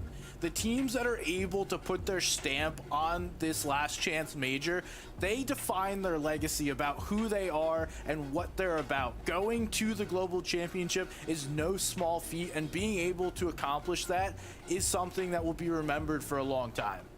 Absolutely, SPG, and I love that you mentioned that. So let's talk about this a little more, right? 176 points. That's where Pamstu and Fatch are, okay? So for y'all watching, keep that number in the back of your mind as we go into this next game. And then look at that 11th to 20th place. Literally any of those duos could make that happen. Literally any of them. If they got the victory out in like 5 eliminations, they are basically right there. So Vivid, this is gonna come down to a photo finish. Yeah, and the crazy thing is, right, I mean, the game plan for Peterbot and Byla now is just kind of make a statement. They're out there playing fun, but they've been having fun since game 4, 5, game 3, everything like that. And their game plan is pretty much to go for a high ground, number 1, and number 2, go for Rift Island. So you might be thinking to yourself, well, if we have one last game, then we have to go for gold, right? We have to go for high ground, we have to go for Rift Island. Well, then you'd be going against Peterbot and Byla, who necessarily don't really have to care, and they're just having fun up there on Rift Island and on the high ground. So it kind of makes it so difficult to actually clutch up in game number 6. Yeah, they're an unstoppable force right now, and I wouldn't want to run into them at any stage in the game. And if I'm a player, I'm looking for that low ground. That's what I want to do. Okay. And honestly, I'm trying to play for second. Seeing what Peterbot is able to do with Byla in these end games, I don't want any part of that. I want to stay as far away as possible. And honestly, low ground's looking like the key to victory, or at least key to qualification. The victory is through Peterbot and Byla, but that's a little more difficult of an ask. And I mean, with this, really quickly, I'd love to just maybe get a duo from each of you that maybe you're just like hoping to see comes out huge in this next game.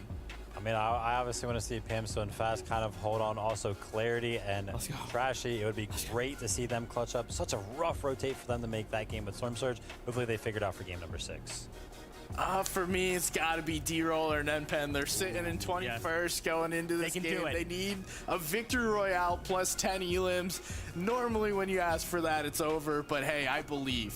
That's right. If Fortnite has taught me anything, it is that we can believe. And now it is time. The final game of the last chance major. Duos, put everything on the table. Make sure in this game we don't worry about what could have been. Let's just go out and do. Fortnite fam, buckle up. This is the last game. One last time. Jacob PR, MDF, over to you. Thank you so very much, Zeke. And you know what? You guys harped on whether or not it's worth it to try and take on Byla and Peterbot, but I disagree. I think if we all throw the kitchen sink at him at the same time, that duo can't take on the entire lobby. So I think, Jacob, we should be playing for high ground, tackle that Rift Island. Eventually, the Juggernauts have to fall. Yeah, no matter what you thought in the previous 5 games, it's your last chance. And I said it before, and I'll say it again. You don't want to have any regrets when this day is over. Even though there's a massive lead between Peterbot and Byla, you got to go ahead and scratch that one off. Pretend there's 7 spots up for grabs, and they're not even in the game. Right now, that threshold is 176 points. Will anybody reach it? We'll find out, because the last game of the day starts now. I had to get me some ice cream for this. All right, Jacob. Well, you heard it. This is it. It's game number 6 of the last chance major. And after this, we'll know definitively who will be qualified for the global championship, the pinnacle event of the year. And of course, it's all going down in Copenhagen, and tickets are available for purchase now. You've been thinking about it. Oh yeah, make that decision. We want to see you there. It's going to be crazy.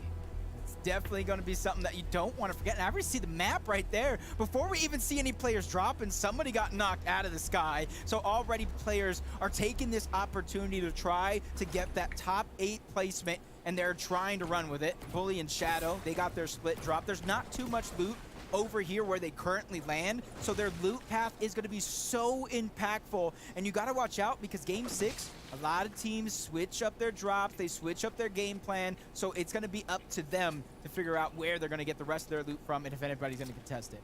Love the quick rotate here. There's plenty of action up at the Frenzy Field that they know they need to have a conversation or a partake in because they're just a few eliminations away from honestly solidifying 230 or so points, right? And saying, hey, I think we can hold on to top 8 with that.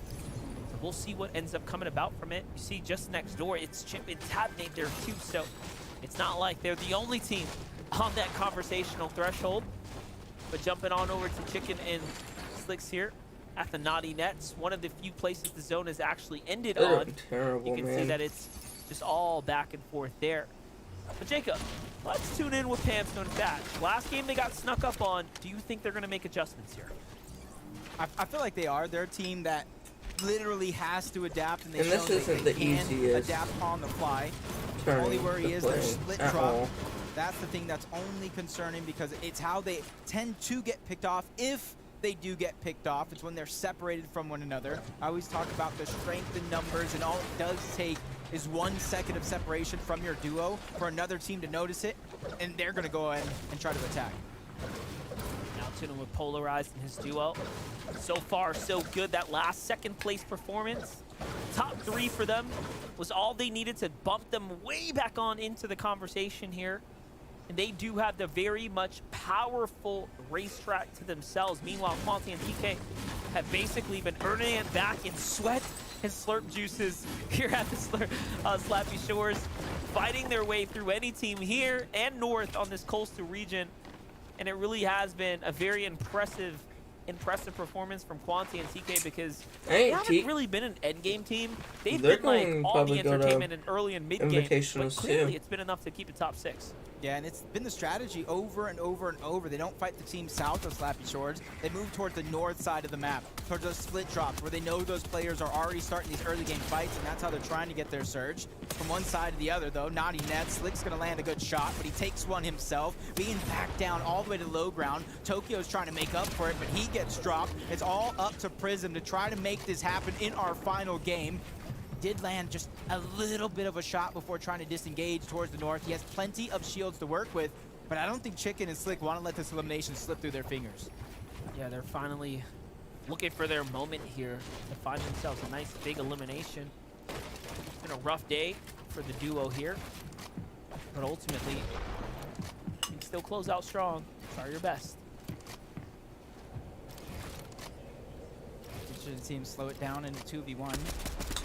Slick's current HP, he knows the possibility of getting one shot. It is going to be there.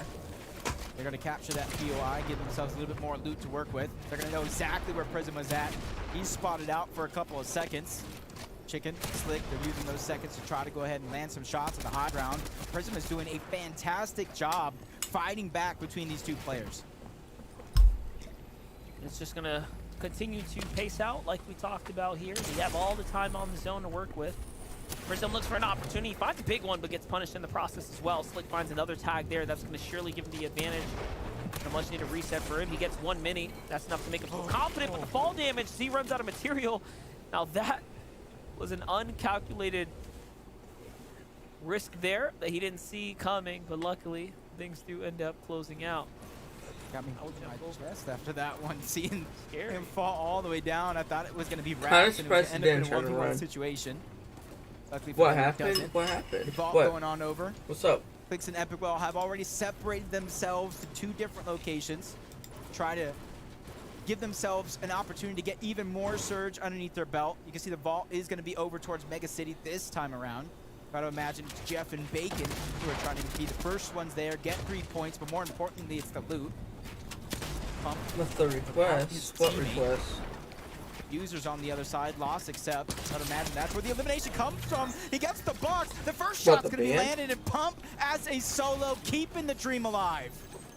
This is a great player. Very, very good player. That was no easy fight. Apparently are Right doing there, something but that you're hey, not they end supposed up to. coming out on top, and this is one of those teams that need that 10+ elimination not victory seeing to make anything. it through, but the dream's not over. So we'll continue to see who will make that star-studded run. We haven't seen many 10-plus elimination games here today. Just showing you that although these are the last players looking to compete for that last chance, here in the last chance major for the global champion spot, that it's a difficult thing to do nonetheless. The quality of lobby we have here. It's definitely possible in this lobby. What am I eating? To get I'm those eating 10 some strawberry elims, ice get the cream. victory royale. That's What, 105 or so Bro, points, this ain't no depending on cereal, if you bro. capture any of those mid-match objectives as well. But that's a lot of pressure to put on oneself or a full team going into this last game. And luckily for Day and Redux, they don't have to have that 10 elimination victory Cereal do royale. sound They good just though. need to squeak themselves higher. We saw that threshold. It is 176 points. They're only 16 points shy of getting inside of that bubble. For reference, 4 points for elimination. That's only 4 elims before they're tied inside of that bubble. Here's the team that fell out of the bubble. We're out of the top 8 and into the cushion that surrounds it. It's Dorito and Yasir. Like we talked about, the merging of NA Central here, everything coming together has played a benefit for them as they've continued to find their moments, pick up their strides here, but this is it.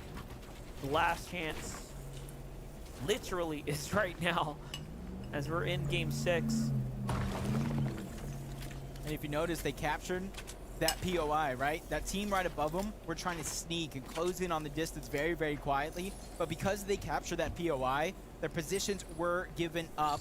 It's like a little red little mark above these players' heads, letting them know exactly where they're at. Yeah, where their location is. And you can see Dorito and Yasir are using that information, and they're slowly rotating in that direction to hopefully gatekeep them out.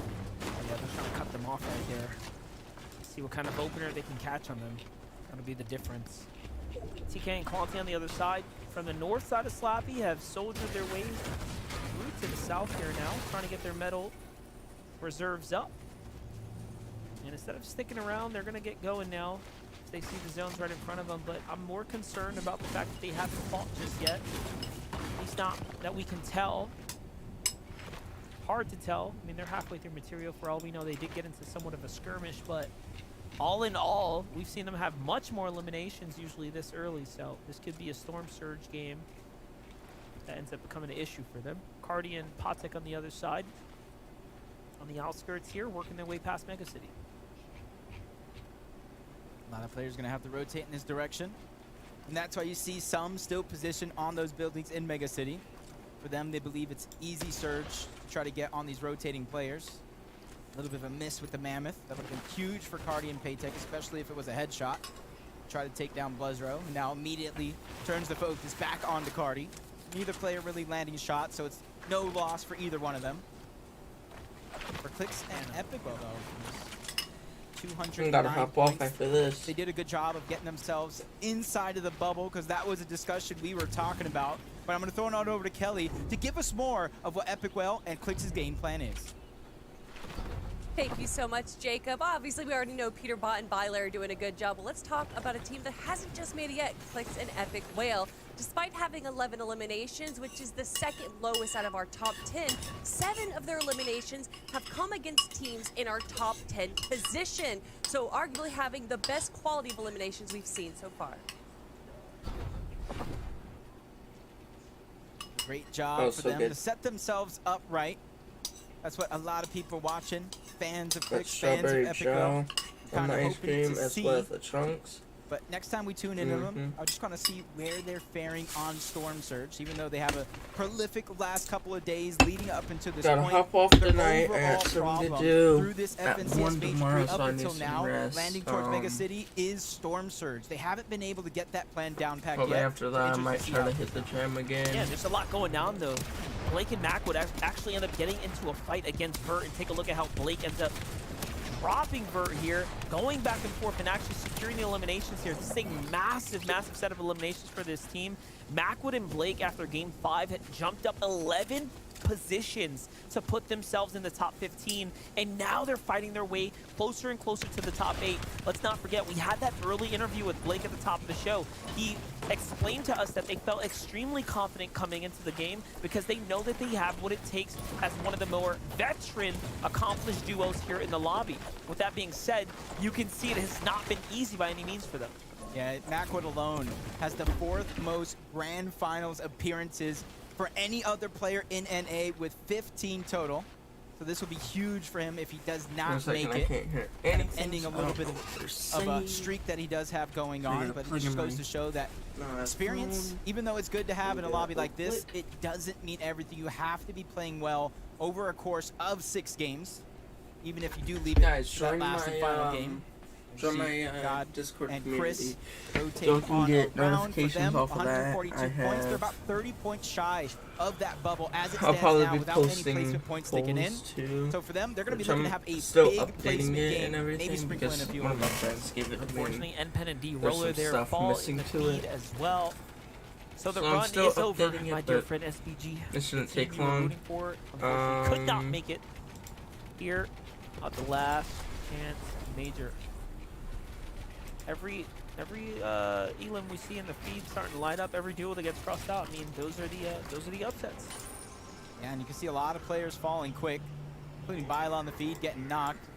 I mean, Storm Surge is going to happen later on in the game, so it's going to be hard for teams to realize where they're at when it comes to that actual threshold. So, when yeah. it Byla does got knocked. finally pop up, it might be careful. But yeah, I Byla got knocked. have stuff to do in the This could morning. be so after everyone's this, I'm chance, gonna everyone's take a bed. moment. I'm probably gonna watch I'm some curious YouTube to see if for he like a couple tried to minutes, W but key that's the Rift Island and got sniped out the Till, like, sky for 12 or being so. in the Rift to go or something like that. On days Peterbot finds that gold, hopefully I don't okay, have so maybe stuff not going on and so I can simple go there. to the That's the gym fight next breaking out day. right now, but I want to do more. oh my, this lobby 24-hour actually has a streams, chance here to accrue some points because which it's will only be Peterbot and Tyler aren't Fridays, sniping most them likely all up. I'm busy literally lighting them ablaze. with And other that means stuff. other players have the opportunity to So, get those 15 or so yeah. points from the Rift Island. I'm a bit Hold up. busy. Let's see it here. This is a battle. Pretty Throughout much. this It's week. right underneath the Rift Island. But We don't Fingers have to crossed. this one. Yeah, with the audio visuals, they knew Peterbot was trying to get I that can revive. stream tomorrow. Cast Because to honestly, my disengage, leave Byla streaming's down been there, doing and good. this is a huge blessing. Not only the The points that are streams left have on been the doing table, good. but high ground as well. They've been consistent in being able to gather it. So them going down Followers now are will give doing blessings good. to every What single else? player and team in this lobby. But yeah, It's about who's I'm, going to be I'm brave gonna enough try to to fight him. stream Now more that he's solo, often. he That has a bit more 17-hour stream flexibility, was knowing he doesn't have to try to ridiculous. backtrack to save his Thank teammate. you to He everyone already that had that game actually one where came he had to a the ton stream of and solo supported me impact points. throughout the If he night. could somehow mimic and, that here, let me say he probably what would be else? at the top of my list for one of the best players in the game. And throughout the morning, dude, I was Undoubtedly, worn big things can happen out. right now. I'm not gonna Trashy, lie. not trusting a single bush in sight. This is a whole fight happening just on the underskirts. Trashing Claire DG here, probably considering going on up for it, but a little too late to the party I now. was tired, like, oh, This is get just out. outside the racetrack, so I have to assume Polarized and Agent are nearby in a potential great position. Yep. You can see them in the distance. Ask and you shall receive. Blake and Macwood, leaving it to this last game. Scary little triangle There's right Blake. here. I also saw Clicks and Epic Whale nearby. All the teams that I wanna need to see are something. literally hovering around. It's the reason Yeah, a lot why of those he's teams drift able to diamond as get well into the distance. These are players. These are the targets that they could try to get their stuff, damage on his as well. face cam and stuff. Kind of why is you're it seeing because Blake he's Macwood try to streaming? utilize a lot of these bushes, a lot of the builds that are already there, because you know as well as I do, even if they don't know you're there, they see those fresh builds in the distance, that at least makes their eyes wander in your direction. They got 30 seconds. They died off spawn. Like in Macwood, 2 elims, just looking They were one of the for first people anything to that's die. moving. Things are going to be Broken settling too. down here on the north side. Epic Whale They could have doing exactly easily. that as well. Trying to fish something out. They might Alright, have better angles so actually onto Blake and Macwood, who are just let me nearby. go to Blake.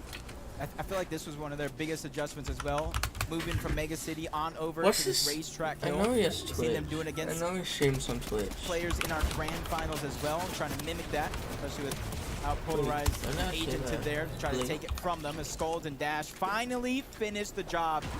And I don't know if you heard that one, but a sigh of relief came over the lobby. The team that totally takes high ground game after game is no longer there. So if you saw that in the feed, that begins to make my mind wonder. I start formulating a strategy for this end game. You know, this is the first That's thing. crazy. I'm The trying to first figure time out for everything. how. That's the first time I've ever rooted against Is he first place streaming on not YouTube? staying alive in the final game of the lobby. 1, because they don't need it. 2, because they're such a disruptor to the game.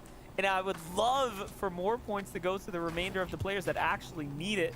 So this is going to work out really, really well. This is going to also cause much more, I would say, volatility in the top 20 now, because Peterbot and Byla not rampaging through the end game here. It was good. Me and Oliver just missed our train. For those teams that need to start picking things up. Yeah, and this is going to be one of them right here, Noxie and Chris. They had an incredible turnaround. After game 2, they were 29th place. They're currently positioned 7th place on the leaderboard. So even though they slipped up in game 5, about a 43rd place, this is their chance to make up for it and qualify for that global championship. And they don't need anything major. They just need a basic game out of themselves. They deserve it. Well, Dorito, you have to be careful, though. You have Quanti and TK right above you, and we don't know their surge situation at the moment. They have been playing this outer edge, this dead side rotate. We saw them in Slappy Shores exit with 0 eliminations. They're still just there. They might be desperate for surge here in the coming moments, and if that's the case, then our top 8 of Yasir and Dorito, who are just below them, might be 9 teams in for the fight of their evening. In this right now, half of it is covered. I'm gonna go to smart play for a lot I'm of gonna these change teams, it even to though they're Twitch positioned since high there's enough less now, delay. is to rotate along. There's a way less delay. Where it is, the surge is active, and we'll start getting updates on the remainder of the lobby. Trashy and Clarity G end up becoming the line of fire for Jeff and Bacon. They must be pretty desperate right now to secure some tags, and they've already gotten some. Trashy gets a moment of fire back, goes for the mammoth tag, doesn't find one as the tags come in from the other side. This might be the lobby focus of the weekend here. And off they go. I don't know why Jeff is spamming so much. And further back here now. It's like when it rains, it pours. They see Jeff and Bacon shooting on in that direction. High Ground says, hey, I want to join the party. I want to have a little fun. While all this is going on, there it is still threading the needle, getting those shots directly through, backing down Jeff, making him think twice about focusing some heavy hitters in this lobby. And that's a great trade yet again from Trashy and Clarity. Now with the zone pulling away, they have to go in that direction, and this is going to give them a green light. The only team directly in front of them, they know they're weak. Oh no. This is just crazy to watch. What happened? Blake went down. Oh no. Just outside the top 10 as well, as they were fighting their way on up. But I did see Shadow find himself in elimination, so that means there is Shadow and Bully still in the conversation here. Okay. Teams at the top 20 are now starting to fall, and our options of top 8 are beginning to slim down. Look at this, Pam still in the distance there, 50% HP on him. We got Bully Batch is rotating still alive. at this Bully and moment. Shadow are fighting their way up this hill here. I think they've done it. I think they have surely done enough now as they're starting to pick up eliminations here. They don't points are just around the corner. They're moments away from a top 8 solidified, which is huge for Bully and Shadow. I've seen Bully show up having to worry about in-person event after in-person event, fighting for qualifications, as has Shadow.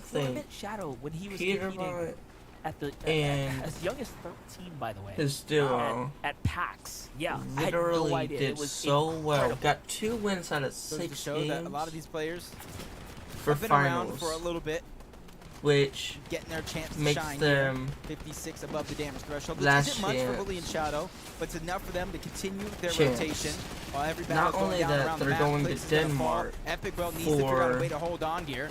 Even though he is inside of the bubble, 209 points means anybody below him could pop off. Outrageous amount of money. I'm not gonna lie to you. That's outrageous. We need a couple more teams to fall before you get granted anything for your efforts in this game. They deserve listen, it. Bully just got knocked. Clicks And I is feel down like now. if they This is a see difficult team, situation they're now for our getting top brands and they're getting first. 3 team here. Epic Whales left to do it by himself. Again, you know, he's not all the way there just yet. Yes, they're in the end game. Yes, he's still top 3, but anything can truly happen here and now, depending on who's alive in the lobby. It is just that close. Epic's by yourself. And I think Epic Well knows the situation he is. He's a 6-time FNCS champion. Played at the FNCS Invitational. He knows what it's like to play against the best of the best and come out alive, and that's what he's looking to do here. Same thing with Pamstu and Fatch. They qualified for every grand finals this season, including this last chance major. For them to slip out of that trend now and not qualify for the global championship will be devastating, especially for myself. This is one of the teams, because they're an OG. They're a team that's been playing together for so long. No matter what they face, they usually figure out a way to come out on top. This is really crazy too. We're like in a moment right now for Fatch and Pam where they're in 7th place. They're literally on the line. They cannot afford to make a single mistake right now. They can't die. Here, if they die, they fall then short, and that's it. The chance to go to global championships completely slips out of their fingers, and they've been fighting for it all year long. One of the few teams that have come exceptionally close, major after major. Chip and Tabney are still alive too, which is crazy to see that. Bro. Once again, Tabney made that late return here to Fortnite just for the last chance major here to play alongside his good friend Chimp. Or X. Death takes down Shadow. Okay, there's a lot of exchanges happening here now. Important ones. Meanwhile, Quanti and TK find a piece of the puzzle there of Dorito. That might be the end for Yasir and Dorito as their chances come to an end.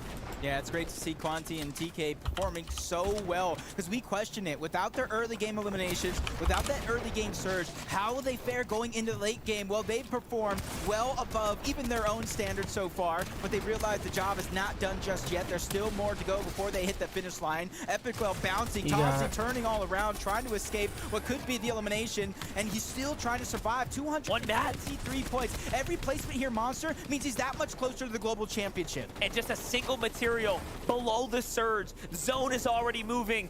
Epic Whale has everything to fight for here and now. 223 points might not be enough, but he's gonna say, hey, I'm gonna sit here in the zone and just wait it out and go for placement points and basically pray for the best. I don't know how I feel about that, but we will see when the standings are done if it is going to be enough. Meanwhile, on the other side, TK is still fighting for it. Epic Whale finally makes the decision to get outside the zone and come on in. It's AV Silver, separates him and the rest, and there it is. He finds the elimination that he absolutely so desperately needed, and he also gets heals for the troubles. This is it. It's massive. 227 points, continuously climbing up the leaderboard. Day and Redux, though, last time we saw them, they were just outside of that bubble, so there's still more left in the tank for them to try to overcome this adversity, and they're doing such a great job recycling the majority of the build and going through almost unscathed to the front side of the zone. No, 2 hours you can really see now how close the competition is. Take a look at how close some of these other players are. Noxie and Chris fighting their way up, finding eliminations and placement points as well here that haven't even been factored into the total equation, right? This is how close the top 8 is going to be. Polarized, Scented here, still fighting for it as well. They have so much more to continue to battle through because you have Pamster and Fatch alive. You have Bully here, still barely holding on in this end game right now. This is a battle for the bubble. Hopefully nobody gets bursted and they fall all the way down that leaderboard. Chris, he has a huge mountain to climb, and they're doing it all day long. I said it before, 29th place after game 2. He just needs to be able to hold on. Top 10 performance here, and he's squeaking his way through for even more placement points. I don't know, Quanti's still here. He's turning up. He finds himself another elimination. I'm looking at Chip and Tabney down low. How many healers did they manage to pick up in the meanwhile of this entire chaotic end game? Quanti's still going, though. He's saying, hey, listen, count us in. We have surely done enough, as they are just destroying the lobby here. Meanwhile, Fatch actually found Chris there on the rotate here, and the French Canadians are battling their way through into the top 10 here now. Yeah, going into this game, they were the bubble. They were the line to cross. And right now, nobody has been able to cross their path so far. They're doing so well to try to go ahead and boost themselves up the leaderboard. Fatch even being selfless, giving all those builds on over his teammate to go ahead and lead him to the promised land. This is great. They were hot, they were cold, and then they start to turn up again, and what a better way for them to go ahead and start to close out the game number 6 in a top 5 performance now. They had made it this far, and it should be enough for them to punch their way through, but Polarized and Agent might just need a little bit more, but the French Canadians are not going to give it up just yet. They're continuing to fight their way through. They see Chris in front of them. It's a 2v1. One big tag will be enough to take any of them out, but they are still powering their way through any of these builds Oh my here. gosh. The water doesn't make it Wait. easy when they don't Need have more any builds. materials to work with. They're dead. And the river's going to start to They're drag dead. them down into the deep end here. Top 30. Meanwhile, Polarized hops on into the low ground, and it's High Ground who is Polarized still alive amazing. and in the operation here. They've been so Bro. quiet up to this point. Bro, That's this Clutch. one's That's a BQtify stressful at the game. top of the mountain, going against superstars of the region. He Agented has and two builds. Polarized were out of builds, mostly on the low ground. Very little to work with. They're ready for the challenge. Agented's going to go up. Just a sliver of a shot landed, trying to chop down High Ground. Polarized gets the BQtify, so it's up to 1v1 Clutch. or What 1v2. heals does he have? Because he's playing towards the heal. Polarized wins it. And Polarized on the chase to take the Last elimination match. and steal that game away and punch themselves to the global championship. That might have actually been exactly what he needed to make sure they had enough points for the global Let's go. championship. My oh my, what a Wait. last chance major this was. Wait, we wait, have wait, wait, seen an exceptional amount of performances, but in the end, only the leaderboards can They truly got tell second off of who the game. did enough. They Yep, took right now it. it's looking like They took that second. Polarized and Scented combination through this Wow. game, finding the most important eliminations, including No Pamsu and way. Fat on the low ground. They had no builds at that point. The builds that they got were from that siphon, Bro, that they were refresh so that they were able to consistent. scrape Third, together, eighth, and that second, smart first, play fir- to like, shoot down what? High Ground. Because imagine if Clutch was able to run away. Polarized would have never gotten this opportunity. Oh They my took the game in their goodness. own hands, and they took over that That entire is game 6. crazy. Now this does leave the question in the air. Did Epic Whale do enough there? You can see down by those points They that did a enough. lot of teams are really They starting to barely rack did up it. a ton of eliminations there in the end. They got And like I fourth. said, I can only reiterate, only the leaderboards Holy- can truly tell us Oh if there my was enough goodness. at the end of the day. So Jacob, from myself, Monster Defense, and yourself, Jacob PR on the desk, we're gonna just swing it on over one more time to No see way. the boys to bring us home. No way, Why do you guys bro. put this job on me? Why? Why? Okay, it's fine. Stress. You know, old Fat, Zeke. I just Nazi. stress because that's what Bro, I they do. were so close of wow. getting out of Polarized, it. They were Agented. Can we just talk tied. about how disgusting that That's slide crazy. headshot was in the storm there? That was sick. Wow. But this was a huge victory royale for Caught them. him. 7 Dude, they eliminations as qualified in well. 3 Vivid. games. These That standings is are insane. going to be 3 wild. games and Peter Yeah, Bot. I mean, listen, let's first and foremost talk about Qualified. the great win to clutch it up in game number 6 here from Agented and Polarized. I mean, they needed this coming into this game. They went ahead and delivered. And SPG, if you remember, we had a little bit of a conversation. We talked about, where the zone decides to go in, game number 6 will probably decide a lot. Well, look at this. This is right in the backyard of this duo's landing spot. It's quite helpful when you really don't have to move whatsoever. You kind of just take a few steps to your right, and you go to the left a little bit, and this team played so well today. This is what I wanted to see from them all major. I wanted to see during this chapter these two play Bro, to why this didn't level, finally doing it when it was the last opportunity to, and I'm grateful because now we get to see more of Agented and Polarized. There's so many things, man. Okay, there was many questions we had, There's a lot. but they're going to get answered right here, right now. We have our standings. We can see which duos have qualified to the lower bracket of the global championships, and here they are, right there at the very end. We saw Day and Redux make a big move, but it was just not enough.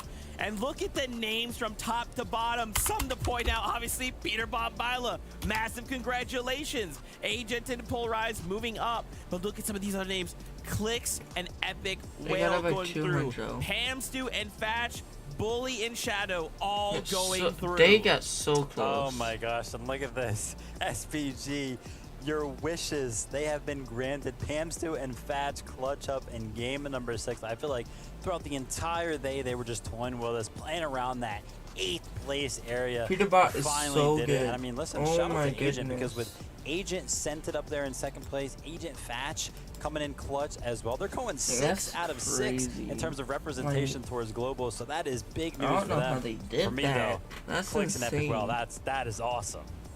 Yeah, you get to see it.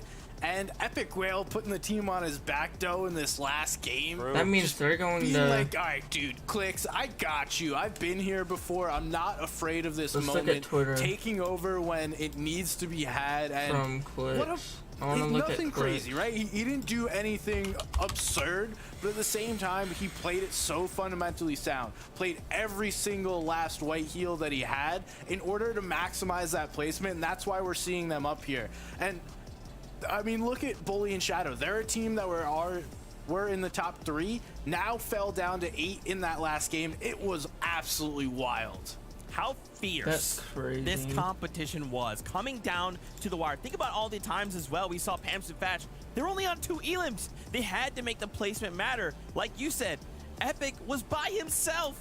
Any mistake he would have made would have just shut them out, and that would have been it, but they managed to clutch up. Now, as we turn attention to the top 3, Peterbot, Vila, you guys, well, first off, it's great to have you guys back together. This is phenomenal. You looked phenomenal today. That's crazy. I don't know what happened, and I hope whatever it was, hopefully everything's cool. Maybe you guys just need a break. I don't know. But I'm glad to see this duo back together. They put on an absolutely ridiculous show. Over 200 points ahead of everybody else in the lobby. Yes, and once again, let's just that's think about global crazy. championships, right? Let's just put this in the context of globals.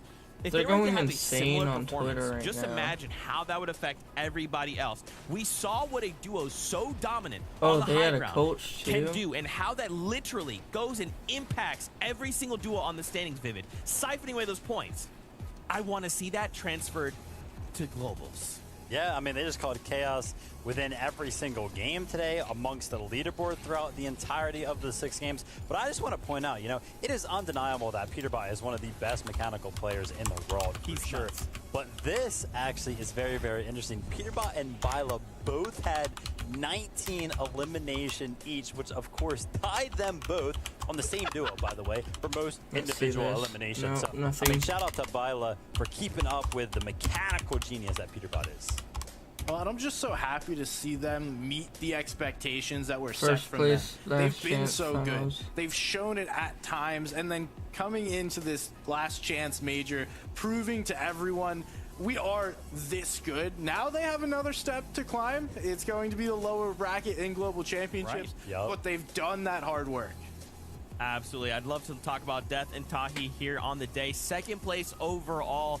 Now, of course, they didn't quite hit the 489 points like Peterbot and Violet did. That's wild. But still, they put on a performance, and it was a consistent performance as well.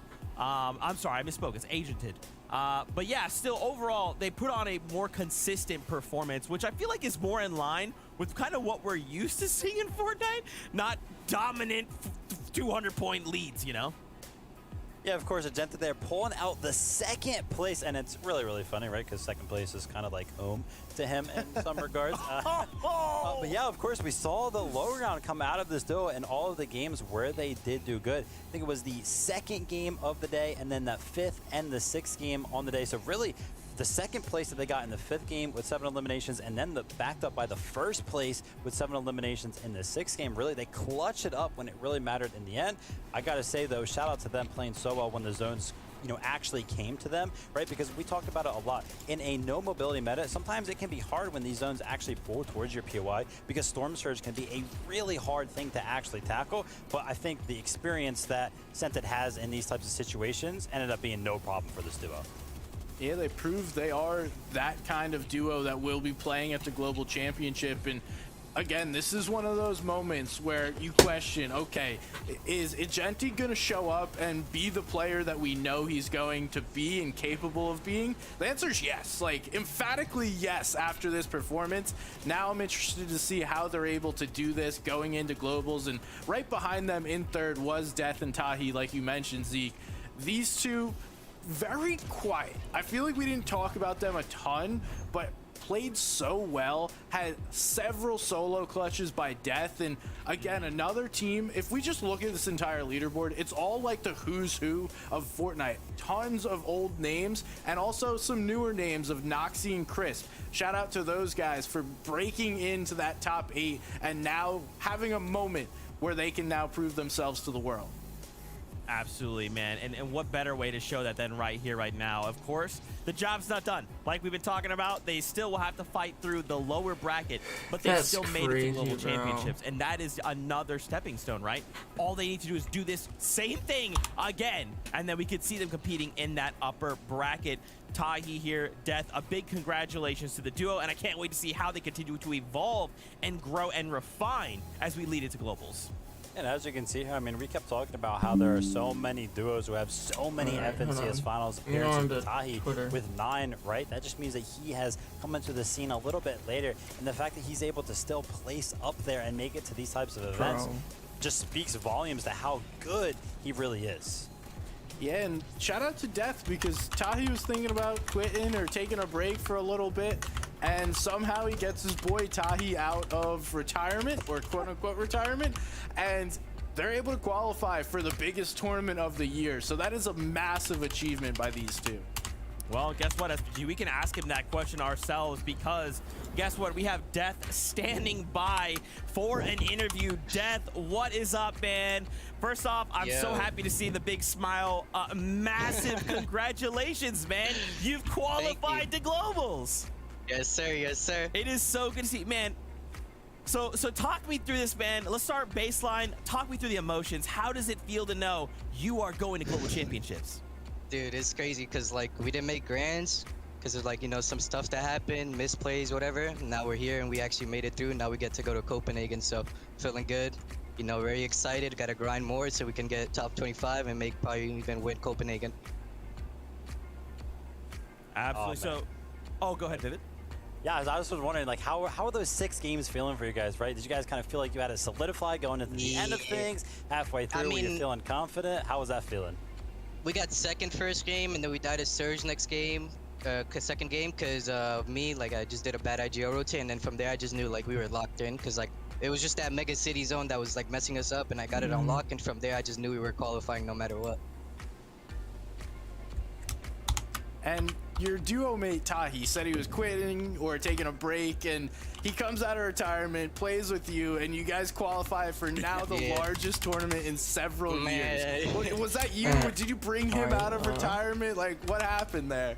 Man, I love Tahi. Like, that's actually like my best friend. Like, I actually love that guy to death. Like, thank God, like, he came back to me, because if it wasn't for him, I would not be going to Denmark right now. He carried the. Sorry, I don't want to curse. He carried me today so hard. Like, actually best player. Nobody knows it, but he's actually so good. And I can't wait for him to show that at Denmark. That is so awesome, man. So for you guys, as you start to focus on Denmark, 100%. what are maybe like, what's like one thing you guys are hoping to refine and sharpen up, so you know when you hit globals, there is no question. No one can look at you and say, nah, they don't deserve to be here. You can tell them, no, we deserve to be here. Well, we want to first make sure our off spawn is right and, like, perfect, because we know there might be U teams that qualified from Shattered Flaps that could con us, so want to make sure that's right. And after that, we just got to make sure our rotates are good for Surge, and then we'll show them what's up. I love it, man. And of course, for all those people out here, there's a ton of fans who now are looking at you. They're saying Death, they're saying Tahi, 100%. We got to follow them. Where can they find you? Because I'm gonna need everyone to go do that. Well, you can find me Death NYC, like, on any platform, just Twitter and, like, Twitch, and, like, Tahi FN on, like, everything, I think. But yeah.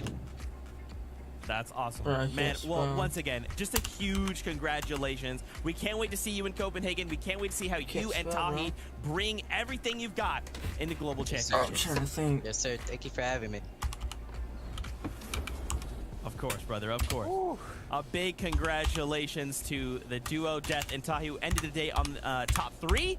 Fantastic stuff. So now we know, gentlemen, it's really weird in some ways to be like, man, all year long we've been doing like these major things, and I'm like, all right, Global Championships, let's lay it on the year. And now here we are. We know everybody going. We have a list that we can look at that says, here is all of the names. So let's take a look together. These are your qualified players out of Majors 1, 2. Remember, we just finished Major 3 last week, so we have those list of names for you guys as well.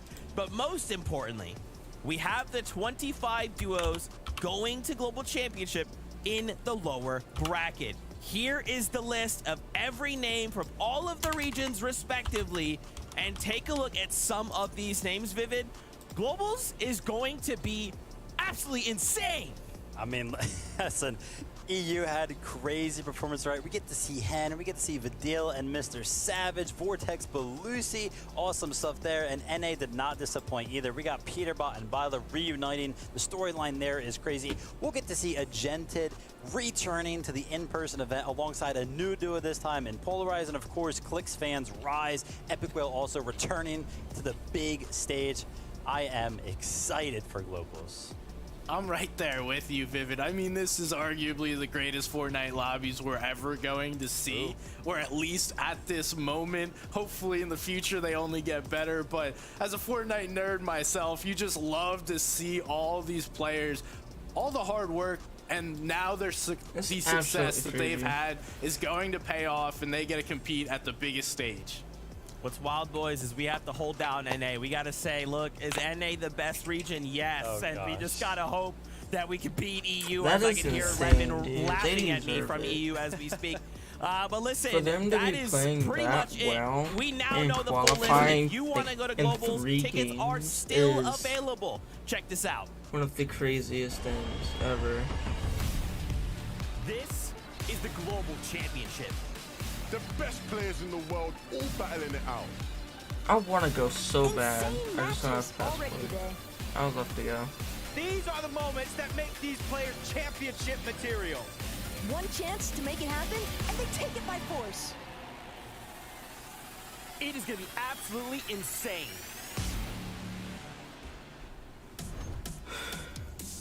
We would love to see all of you in Copenhagen. If you can make it, there's going to be crazy games, 3 days, a bunch of upper, lower bracket players like you wouldn't believe, 6 regions represented. It's going to be incredible. As we get ready to say goodbye, I'd love to hear your closing thoughts on the competition and what you're looking forward to for the Global Championship, Vivid.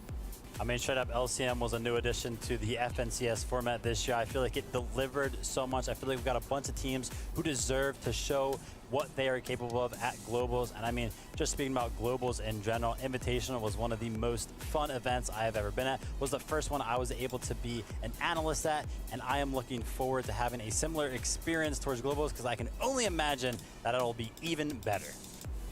And for me, just want to say thank you to the players and you guys. You guys have been awesome. Players, all the hard work, the culmination, the adversity that they have to go through to get to these moments. You just have to appreciate the greatness that we get to see on a regular basis. Global is going to be awesome. Copenhagen is an amazing city to visit. So I am so excited, and shouts out to everyone. That's all I got. There you go. Well, thank you so much from obviously these two incredible people, Kelly Link, Monster D-Face, and Jacob PR. For all of you players, now you know Globals is not that far away. It is time to go straight to homework, work on things, refine yourselves, and let's bring your very best to the Global Championship. For all of you, we hope to see you at the Global Championship, and of course, as always, we love you, keep yourself safe, and we'll see you on that battle bus.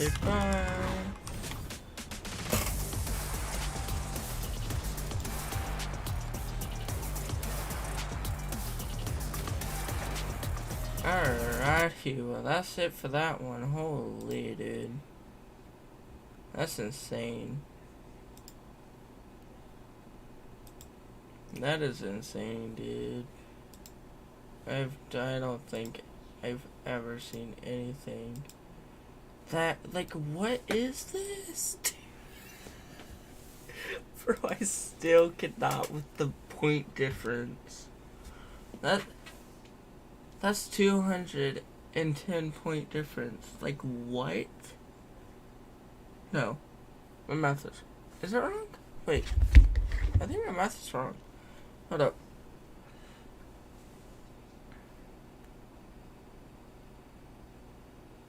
I don't remember to use a bruh. Yeah, 210 point difference. Like, what is... Oh my goodness, dude.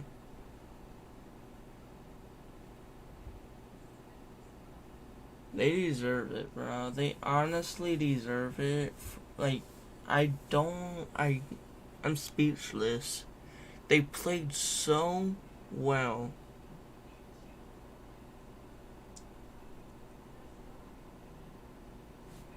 Like, they played so well. Wow. Okay? Like, just wow.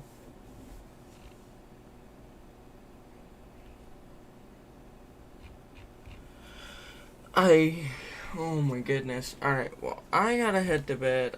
Like I said, I'm kind of busy tomorrow, so yeah. That's insane. That is, like, wowzers.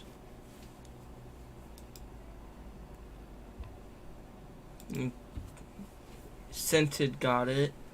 Like, what's happening with Fortnite competitive? Let's see what these third. Y'all did not. No, y'all did not. Y'all played amazing. Don't care.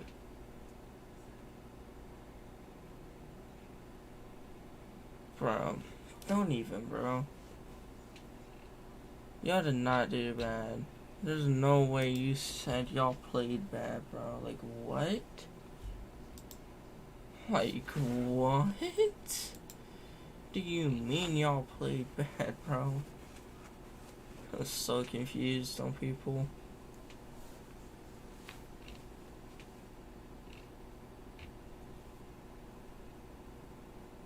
And I still got clicks. Oh, I already saw this one. That's right, duh.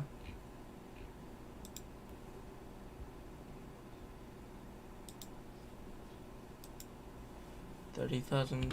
Like, they're so good.